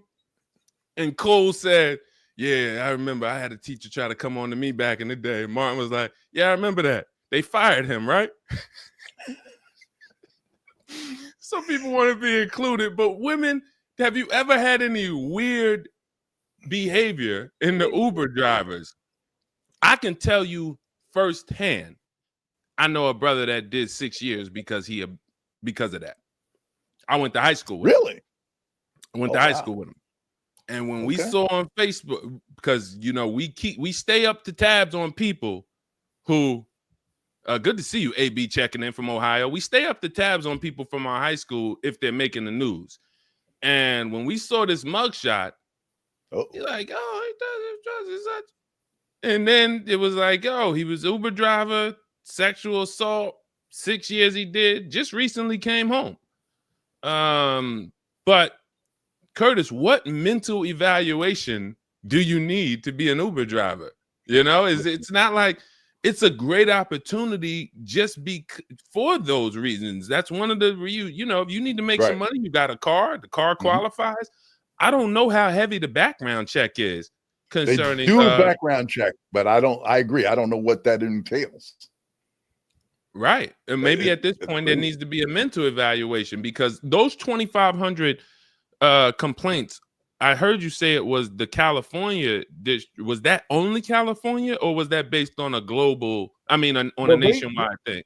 They combined it into this multi-district litigation. So apparently it must have been other places as well. Not just, I don't know if it's just California or if it's somehow incorporating nationally. But this is between the 2017 and 2022. Now, thank you, Mickey, and our crack team here, the Meraki Media team, for getting this information, because this is what I was looking for. Uber claimed that there was 12,522 sexual assault allegations made between 2017 and 2022. So what's that, 5 years? About 5 years.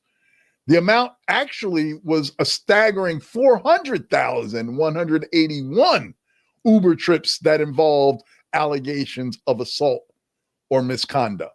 So they're saying about 12,500 is the number, but this New York Times report is saying it's actually 400,000. That's a lot that's a major difference. Major difference. Yeah, no, listen, shout out to the PR team who's trying to do damage control there, but that you didn't skew the numbers a little bit. That is crazy. So over 400,000 reports of some form of sexual misconduct or over a 5-year period. Listen, ladies, just be careful. Get Black With Me said, the gig economy is created to be sketchy. I agree, because there's a low level of scrutiny there. She also said a black guy got convicted for picking up a white girl pretending to be Uber. She wasn't paying attention. He actually ended up killing the girl. Yeah, so I saw that. I'd heard that one before. In the gig economy, the trade-off is less regulation, but ease of access to work. Well said. Get Black With Me. So you in the platform kind of, Curtis, removes itself from the liability. It kind of places itself in that middle ground. It tries. They're not our employees; they're contractors. We did our due diligence. Yeah, no, you didn't. You got to take some of the blame here. Exactly. It's going to be, looks like it's going to be, buyer beware or consumer beware, because again, if you got the money, and we know Uber has a ton of money, you can shield yourself from the type of scrutiny that should be coming with 400,000 plus reports of some type of sexual misconduct. That's crazy. Who could survive with that? That's a lot. That's a lot. I drive an Uber once out in the Philly area, picked up a young lady who'd clearly been drinking, and she was unmelanated, and she got in the back of the car. And I mean, I got the address, said hello. She was out. I mean, passed out in the back seat of the car.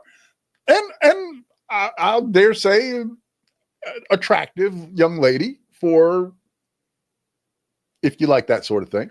Mm-hmm. So, she was passed out in the backseat of my car. I get her to her place and she's asleep. Now I'm in a dilemma here. I'm like, I got the white girl asleep in the back of my car. Do I touch her to wake her up? No. You know what Prophet Cat Williams said? They'll ruin your life in 2 weekends. Nope. I'm not doing it. So I'm like, hello, miss. Can you, we're here. Hello. And I don't know, probably sat there for 10 minutes because I'm not touching this lady.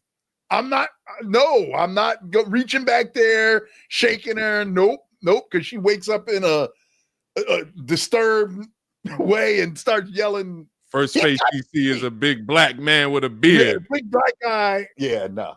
I don't know. I don't even remember. Eventually she did wake up. She stumbled to her house and I got up out of there. Yeah. Probably spinning the tires on that Ford Focus at the time, trying to get up out of there. Because I'm not going to be the one. But it's dangerous for both drivers. It can be dangerous for both drivers and passengers when they're doing those ride shares. You don't know who's driving. I know that my wife, a lot of times she'll be on the phone the entire time, or she'll share her trip with me. So I'm following the trip the entire time. Wait a second, why he stopped there? Traffic light. Okay. I'm keeping an eye on what's going on when my wife's in an Uber. Even if I'm not around, I'm keeping track. So just be careful, ladies. We want to care for our women, folk. And AB, our co-host, shout out to AB, new co-host checking in. We women do need to be more wise when we travel. If possible, with a partner or a spouse, there is enough risk out there. And it's always, you think it can't happen to you until it happens to you. Right. So if you take the precautions every time, like Curtis said, share your location, call somebody. This is really only in these times where you do feel uncomfortable. You can never be too safe, because as we just read, the public, you're not hearing about the major issues that are happening. So with 400,000 events happening over a 5-year period, it stands to reason that if you take enough Ubers, you're going to experience something weird. So just, be on alert, head on a swivel, I got to teach my wife that, because she is so just sometimes she's just so not paying attention. Just trusting. She's on the phone. She's not paying attention to what's going. I'm like, sweetheart, could you just maybe pay attention to what's happening around you a little bit? Just kind of look around, just so you know. Anyway, I trust the Lord, and as do I. But faith without works is dead. So we at least turn your head and see what's going on. Moving on, we are doing okay on timing here, but this is a story that we don't normally delve into this because it's not our thing usually. But the U.S. Air Force announced that transgender service members with 15 to 18 years of service who are being separated under the Trump administration's reinstated ban will be denied early retirement and its associated benefits. Now, despite previous notifications that the early retirements would be allowed, all requests were revoked and no exceptions were approved. So affected personnel now face either accepting a lump sum separation payment or involuntary discharge without retirement pay. So critics are including LGBTQ plus legal advocates and veteran service members have denounced the policy as arbitrary and cruel, citing emotional and financial blowback and warning of legal challenges ahead. And this is an AP news story. Now, again, I don't normally delve into the transgender conversations, but this one just struck me as inhumane. We talked about the inhumanity of the enslavement of Black people. I think this is equally inhumane. The one thing I do know about transgender, God loves them. These are people created by God. And wherever you come out on the subject of transgender, if somebody's been in the Air Force for 15 to 18 years, and then you're going to basically renege on the agreement to let them retire early because you decided to reenact this, some might call it immoral, ruling that these folks cannot serve. But now you're not only going to say they can't serve, but now you're going to deny them benefits that they worked for. 15 to 18 years. You've been in the armed forces, serving your country. And now you decide nope, you can't get those benefits. I know we said you could have them, but you can't get those benefits. And now we're going to give you, I don't know, you're not in corporate America, but I've had to deal with this where they release you from a job and your severance package is they give you a week's salary for every year you've been there. So instead of these people getting their full retirement benefits, which I would imagine is a lot more than a week's salary for every year you've been there for 15 to 18 years. Say you take that. So in 3 months, 4 months, you're out of money. You've got, 4 months worth of salary for 15 years or so.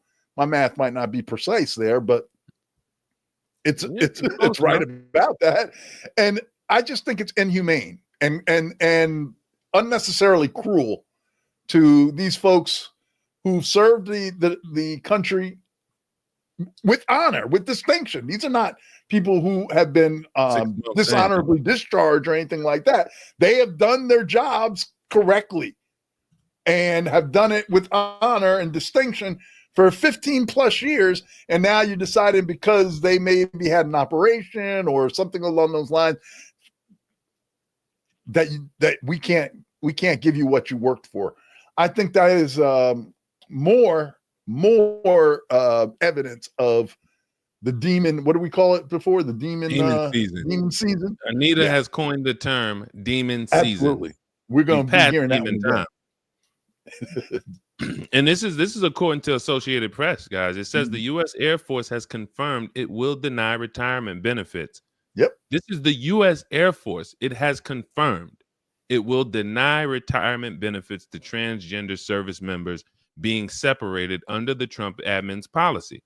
Even those with 15 to 18 years of honorable service will not be allowed early retirement and will instead be discharged without a pension.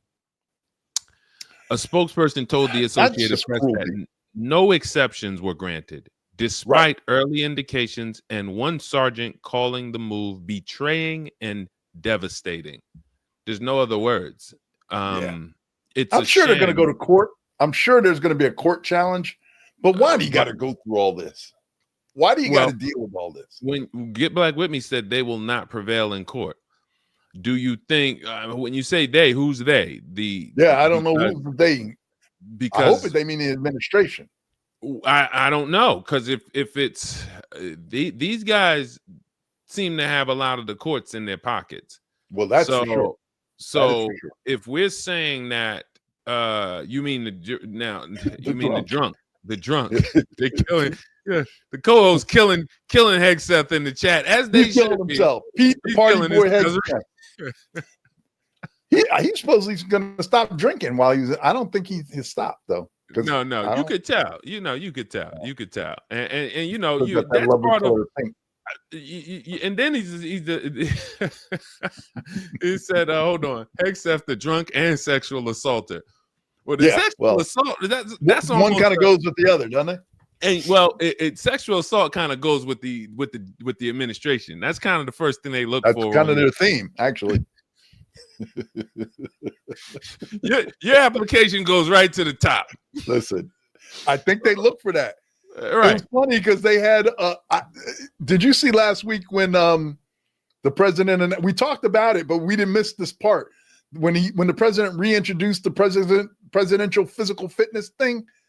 He had Lawrence Taylor come up there as the representative of the presidential physical. He's like, I don't know why I'm up here. I don't know what I'm supposed to do, but I'm here to serve. I'm here to serve you. Talking about Trump. Now, I love Lawrence Taylor as a football player. I have his jersey in my, and I'm not even a Giant fan, and I have a Lawrence Taylor jersey in my closet right now. And I loved him on the football field. There's nobody that can match him. But he is also a registered sex offender for some of the shenanigans that he's been dealing with. Somebody said, listen, we went out over the weekend, not to cut you off, but I just want to stay on this Lawrence Taylor thing.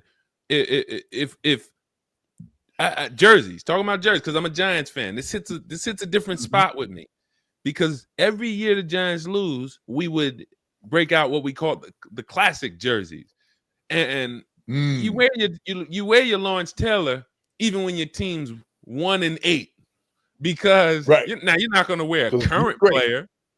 You're not going to wear a current player because you're going to be dragged through the mud. What you doing with a Manning? Manning he threw 4 interceptions last week, so you rock your Lawrence Taylor. But this is the only thing I'll mention about us going out this weekend and clothing those who needed clothes. So I had a couple of my Giants jerseys. So I had a couple of my Giants jerseys. I break out my Pierre Paul.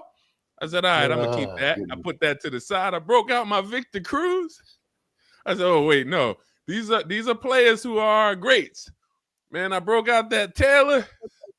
I said, hey, you can have this one, bro. Oh, my goodness. You can have this one, bro. Just not giving away your Lawrence Taylor jersey. Come on. I would never, before a week ago, have ever considered giving away to Lawrence Taylor. I do not. That man was tap dancing like daggone Greg, whatever his name is. Gregory Hines. It was such a disappointment to see, because you look foolish. Not because you're up there, because you can't even verbalize why you're up there. I don't even know what I'm doing up here. Get a black man the mic. Get a black man the mic. And you have an opportunity to speak in the White House, and the first thing that comes out, well, I don't really know what I'm doing up here, but I'm here to serve. That's what you say? That's what he said. Yeah. I just thought that, somebody in the administration needs to tell them about the optics of an adjudicated sex offender serving as president, introducing a registered sex offender. The optics of it aren't good. And to work with our children. Yeah. to be working with the children as far as the presidential physical fitness thing is concerned. So anyway. So if we don't laugh, folks, we'll be crying. That's the reason why. Listen, this week in Black America we should not laugh as much as we laugh here, but I feel like that's what we do a little special, because if we just watched these articles and we saw what was happening and we just digested them normally, it'd probably be a little more distracting. And sometimes maybe we leave the week and we're like, should we be laughing as much as we had? This was serious stuff. Yeah. But again, some of this stuff is just like, you just working with our kids. You have a registered sex offender who just publicly got up. It's sports icon he is. Yes, he is. but he's Absolutely. a registered sex offender, and you're putting him in a position to work with our youth. Yeah. You can't make this stuff Only up. in bizarro world that we find ourselves in right now could you find that even a possibility.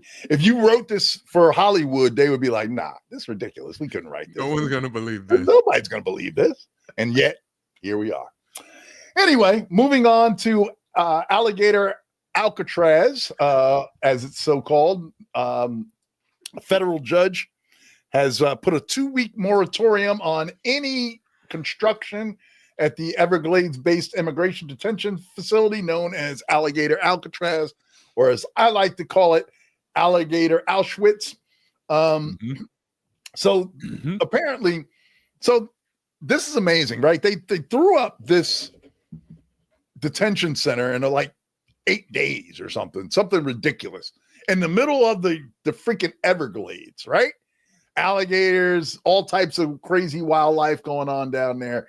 And the basis of this problem or this lawsuit that has halted work is that normally any federal building has to go through this process by which they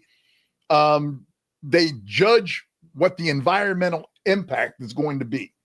So before they can start building something, they have to do the study that basically tells us what the environmental impact is going to be.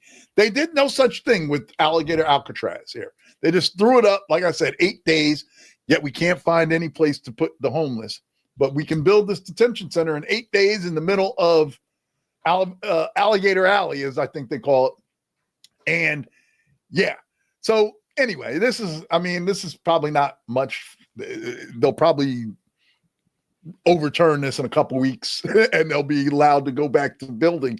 But I just found it interesting that they are continuing to dismiss the laws that are already on the books, not even paying attention to them, just kind of roughshod through whatever policies already exist and just kind of doing things.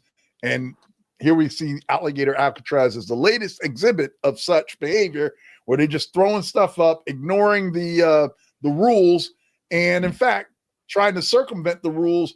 And they're really kind of they're just kind of moving the goalposts, as somebody wouldn't say. When you want to change the rules, just change them. It don't matter. If you don't like following the rules anymore, just change them. And that's what we're seeing this administration do, unfortunately, on so many levels. Yep. And some additional info from Mickey in the back office. Environmental groups in the Moko, I'm not going to try to pronounce this tribe, have asked Williams to issue a preliminary injunction to halt operations and further construction. The suit argues that the project threatens environmentally sensitive wetlands that are home to protected plants and animals, like they care about that. Not even would reverse billions of dollars worth of environmental restoration. Listen, go find a new place. You have you are those who did anything concerning climate change. We'd be lucky if we could get good weather reported. There is no support for the things that previous administrations used to support. Even if they didn't really agree with you, they didn't cut you. They didn't say, all right, we're going to cut off your oxygen. And that's what we're seeing now. So you know, can you imagine what it's like Curtis and our co-host, can you imagine what this administration, if we could pay to see their reaction when they say, well, guess who's outside protesting? Who? The environmentalists.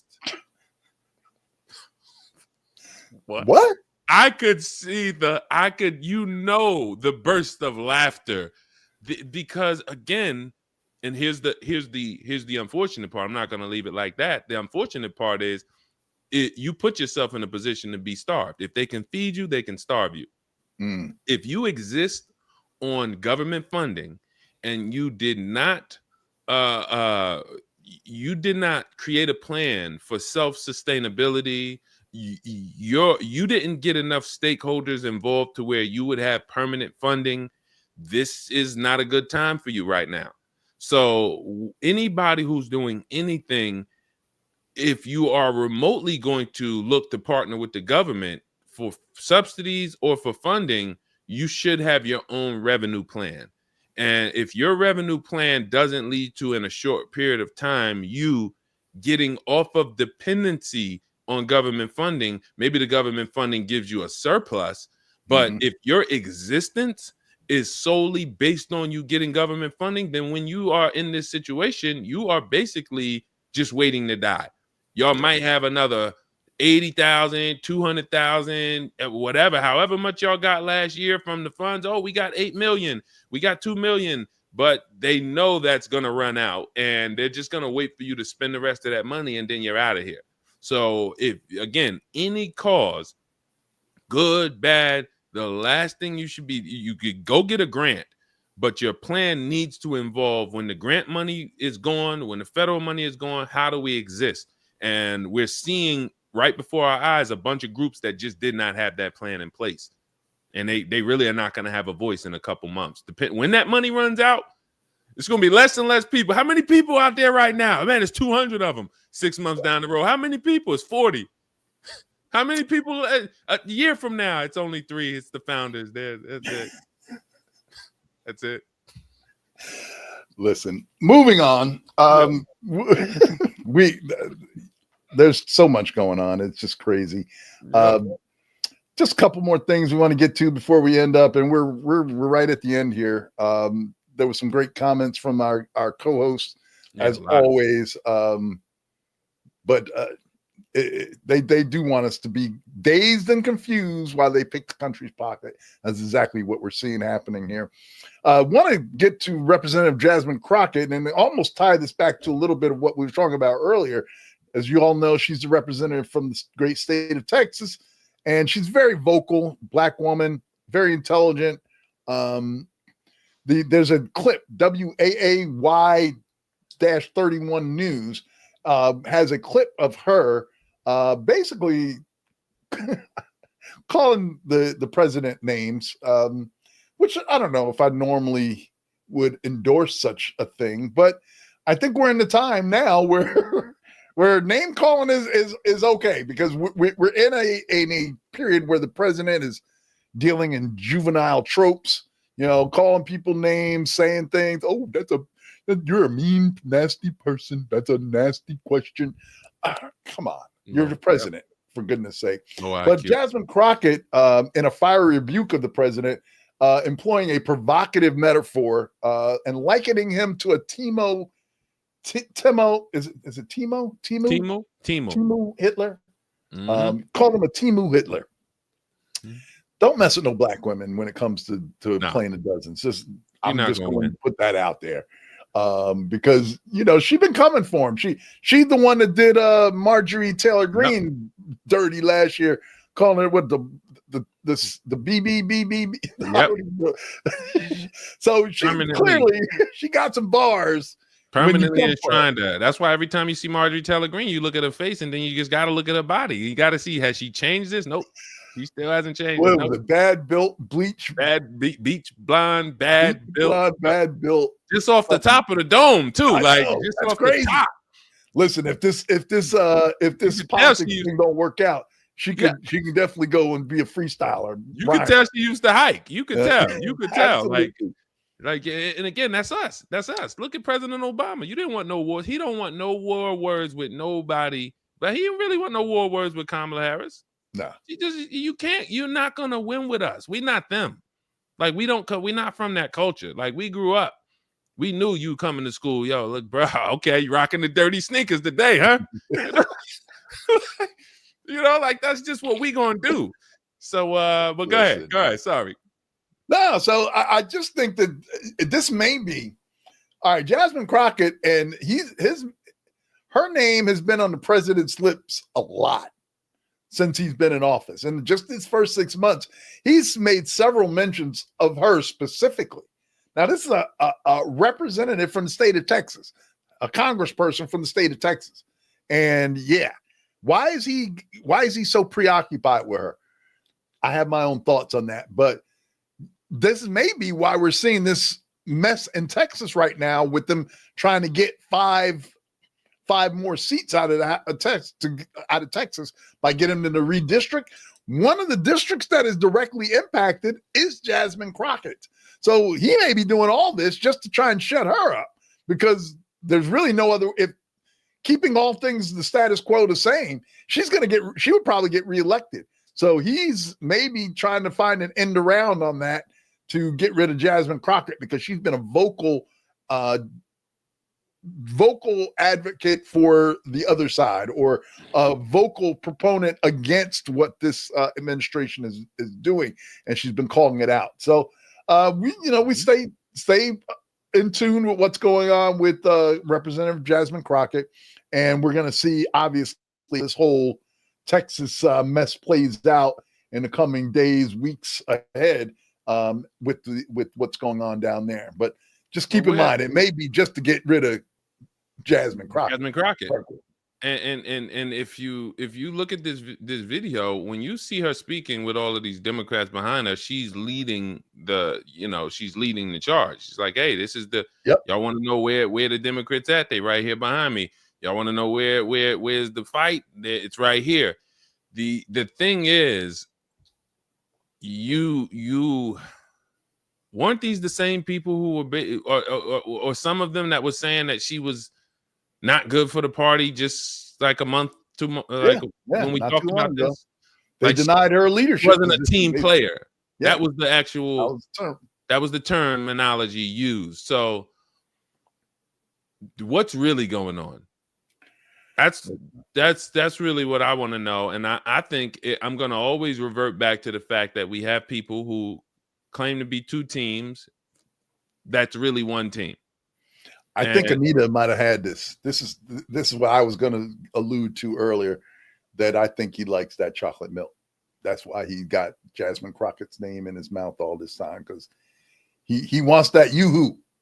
He liked them chocolate women, and because we saw it when he had the Congo and the Rwanda, and he had the woman, the black woman who was the journalist, and he was fawning all over her. Right? So I think that our president just may want some brown sugar, and maybe that's why he's so preoccupied with Jasmine Crockett. Anyway, it's a possibility, but she has, and we're wrapping up. We got about another 5 minutes. We're past the 2 o'clock hour. If you're enjoying the show, definitely hit the like button. If you're not driving, then hit the like button and do it now. Absolutely. And we thank you. We encourage you to do that. But my worry is you're literally in a situation that is bigger than you, and it's way bigger than you even understand. And sometimes other people can see it before you see it. And the fight is admirable.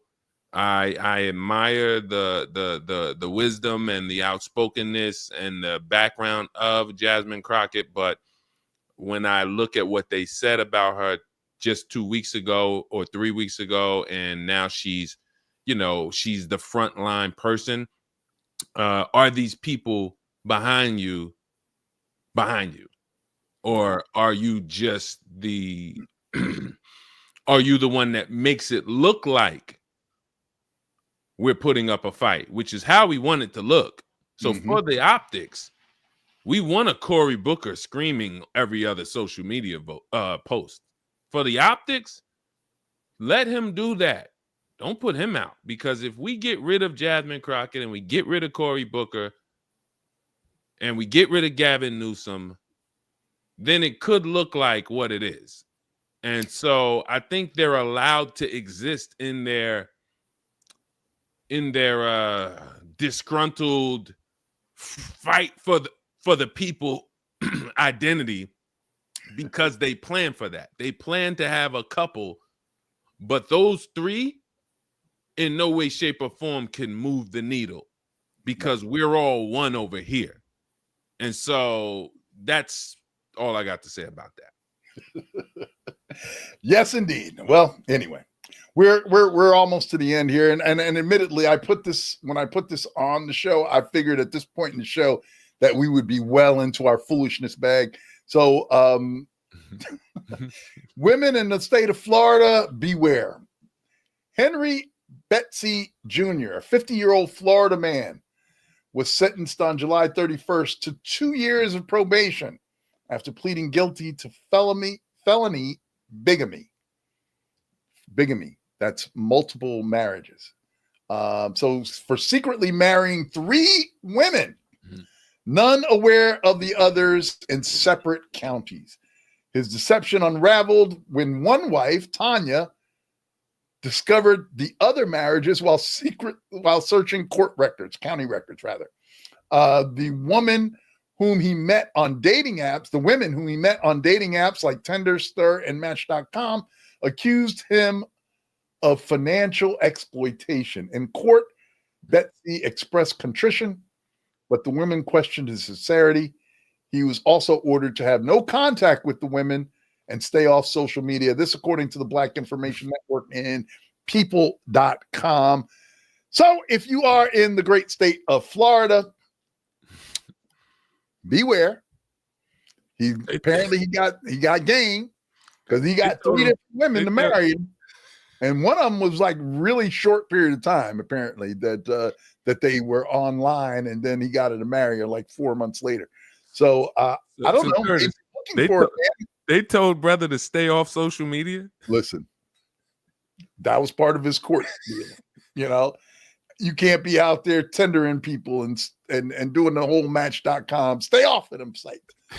So now he's just gonna go to bars and sit there and probably talk to people and do the same thing. But yeah, so I being a happily married man, and I know you being a happily married man, have you ever thought maybe getting a second wife or a third wife might be advantageous for you? I don't know. I mean, so listen, you know, I believe we become one when we get married, and we become one. So what about him now? Does he become one with all 3 of them? Does that the way that works? Does he become one flesh with 3 different women? I don't want to imagine. Listen, I'm happily married. When you look at, people who are happily married, we're not. You ask certain questions and you could tell that's how people get themselves in trouble on shows like this, because they're really not happy. And then when you ask them a question, the truth comes out and they're like, well, they don't allow it though. Oh, hey, what you mean? No, it's just, look, everybody got different. And I think it goes back to what we talk about, Curtis. Everybody comes from a different tribe. You got people that might be who they come from. You go back to their tribe on their motherland. Listen, I found out my family's from Jamaica. I wonder why my dad, my uncles got multiple kids. It answered it. You know what I mean? So, in all fairness, it might be, that might be where my bloodline comes from, but some things are inherent in your bloodline. So he might come from people who, you go back, maybe. All his people got 3 wives, 5 wives. Maybe. My only thing is this. You shouldn't be broke with 5 wives. You shouldn't be. You got to be able to take care of 3 wives. Come on now. Like, you shouldn't be bouncing from house to house and I'm staying on this wife's couch and then I'm going over here and I need a place to stay tonight and then the car broke down. Let me get over to my other wife's house. She got the good car. What? Miss Kiki called him a Timo Shannon Sharp. We ragged Shannon Sharp last week. I'm gonna stay off him this week because we kind of. Yeah, we all dragged him. Sometimes you need a good smacking around from your people. It ain't gonna hurt him. He too big and he too too strong willed. He don't care about no smacking around. But no, that's all I got. Marry who you want. This guy was sentenced to 100 hours of community service and ordered a mental health evaluation and stay off social media and dating websites. So good luck if you're out in Florida. Social media though. That's the part for me. That's like Yo, we're going. So who's monitoring this? Does he have to go turn in his phone every week? Like, you know, that's why I asked. I guess there's ways to monitor. I don't know. Like when like, you know, you got to check in with your probation officer. All right, let me see your phone. Nah. You got he's got one of those burner accounts probably set up, you know, like people do. I don't even know how to do it. So, you know, if I'm on social media, it's me. But anyway, and that we just really only have one other story today. That was just, we've been laughing the whole time. So I guess I didn't need to add any laughter specifically, but that was for laughter. The last one we have is really just a kind of a local story that takes on bigger significance when you juxtapose it against some of the things that we talk about and have been talking about on Hello Black America. And I know if you follow Brother Deshone, you know that he has been sharing some messages for a while now. And brother, I'm just going to defer to you. There was an earthquake here recently in the area, and it had some significance. So we want to end the show with just talking about that and maybe kind of bring things full circle. A 3.0 magnitude earthquake in northern New Jersey just on Saturday night. What for you was the significance of that, brother? Well, we had thousands of people go out Saturday for the fast of the 5th month. And according to the fast of the 5th month, there was a particular people that was supposed to fulfill that fast by feeding the poor, clothing the naked, and rejoicing. You know, this was a day of mourning, biblical day of mourning. And this bloodline, or the descendants of this bloodline, used to mourn on this day because the temple was destroyed. The temple of Solomon was destroyed on this day. The temple of Herod was destroyed on this day. And this was about 600 years apart. So it was a day of mourning, but the prophet wrote that this day would become a day of cheerful feast. And so it's a fast though. So when you look at how could a fast be a feast, that seems to contradict, but it's a feast for the poor. It's a feast for others. And so thousands of people caught the vision, went out Saturday, and I really spoke in kind of excitement and expectation that something was going to happen. You know, I believed that something was going to happen. It wasn't something that I could say God told me something is going to happen. It was something that I was charged up in my spirit that, yo, we do this. And I said in a video that I believe God is going to shake the earth.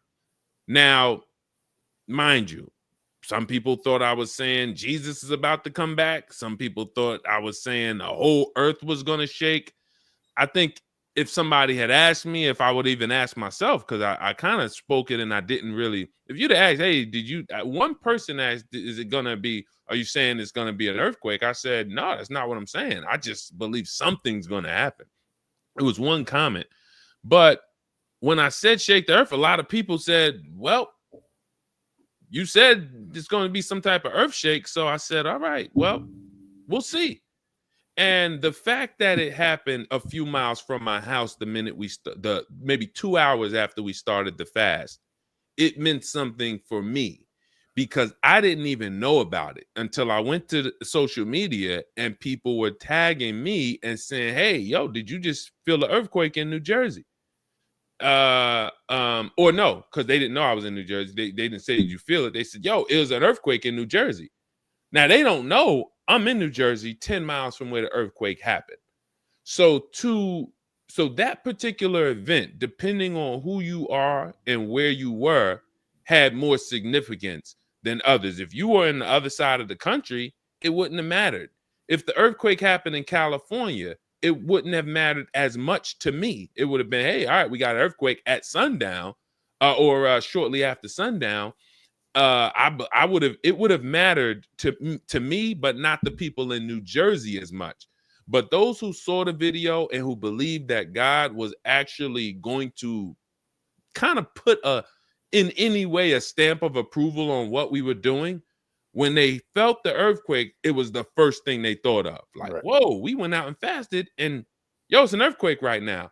So that's why it was, I believe that God was extremely pleased with thousands of homeless, thousands of poor, thousands of less fortunate being fed in gladness, cheerful feast. And I have no doubt. Because it was the testimonies that I've heard, it changed, and I'll end with this. It was the change that happened in us that actually was the surprising, and that was the surprising part, because as I was driving home, the Holy Spirit said, so if you don't get exactly what you are hoping for out of this, are you not going to go out and do the fast of the 7th month? Right. So if whatever you're expecting out of this, other than, you know what, I just connected with hundreds of people who needed food, and this was all around the country, I think it was less about what we get out of it and more about this is what God wants us doing. And and that's what I would pray almost everybody got out of this. Like 2 months from now, we go out, we do this again. And I'm gonna say this, and look, I'm gonna say this. This country is absolutely not using resources it could be using to take care of people. It does not take as much money as we've been taught to actually go feed people. Right. That is one thing that I learned. I saw people actually making sandwiches. I saw people making things online. People had 50, 100 burgers, hot dogs, sandwiches made. And then when you look at the cost, you're like, hold on. So you can make about 100 sandwiches for like $60. Right. So wait a minute. If we can make 100 sandwiches for $60, then why the heck we got people outside that's not eating tonight? If we can make 100 sandwiches, we can go buy 200 hot dogs for $100. That's 200 hot dogs. Do we understand that can feed 100 people? Mm-hmm. So that really changed. It was like, oh, we're not taking care of the homeless and poor, not because the resources are to do it are too great. It's because we're not thinking about doing it, because it's a drop in the bucket. It is a drop in the bucket. Yeah. And, I don't claim to have a full understanding of all these things, but the one thing I did get an understanding about is that this is something we can do all the time.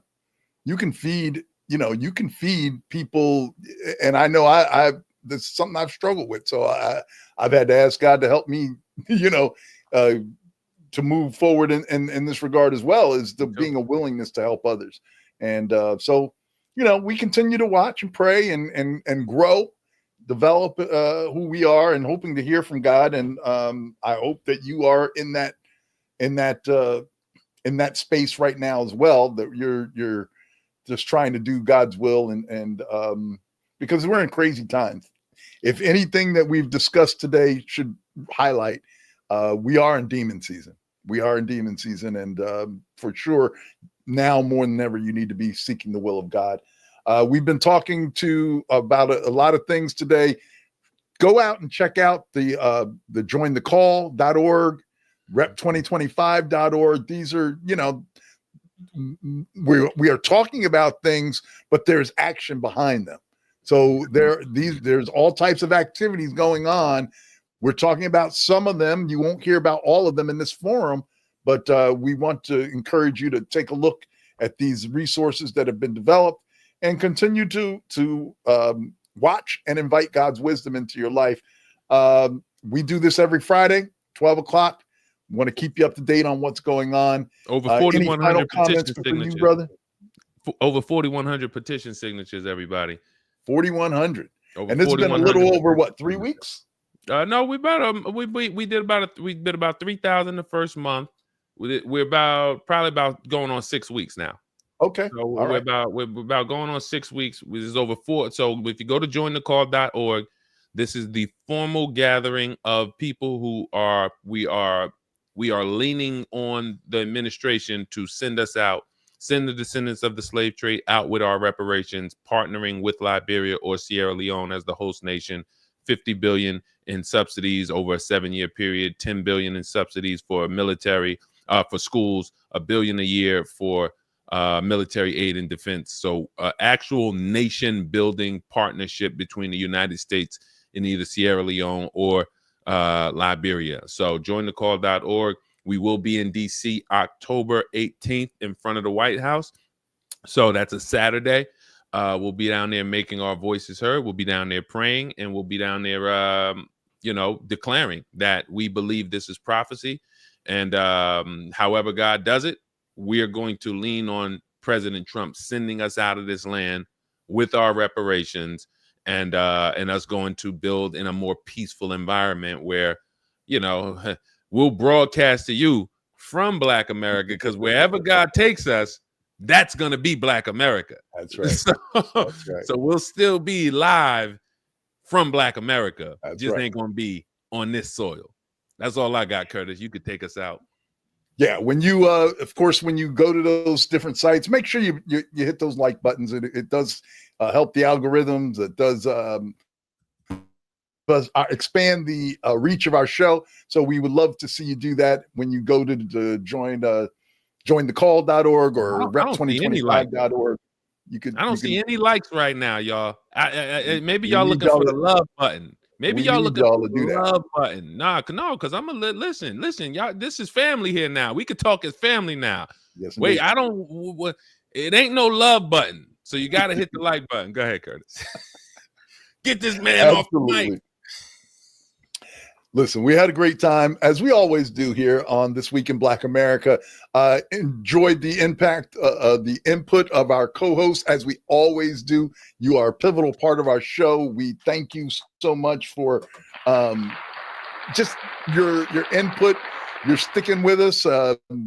We notice when you guys are there, and we notice when you're not there, frankly. So we enjoy that, and we love our co-host. We encourage you to be back with us next week, Friday at noon Eastern time. We're going to do it again, where we review the week's activities on This Week in Black America.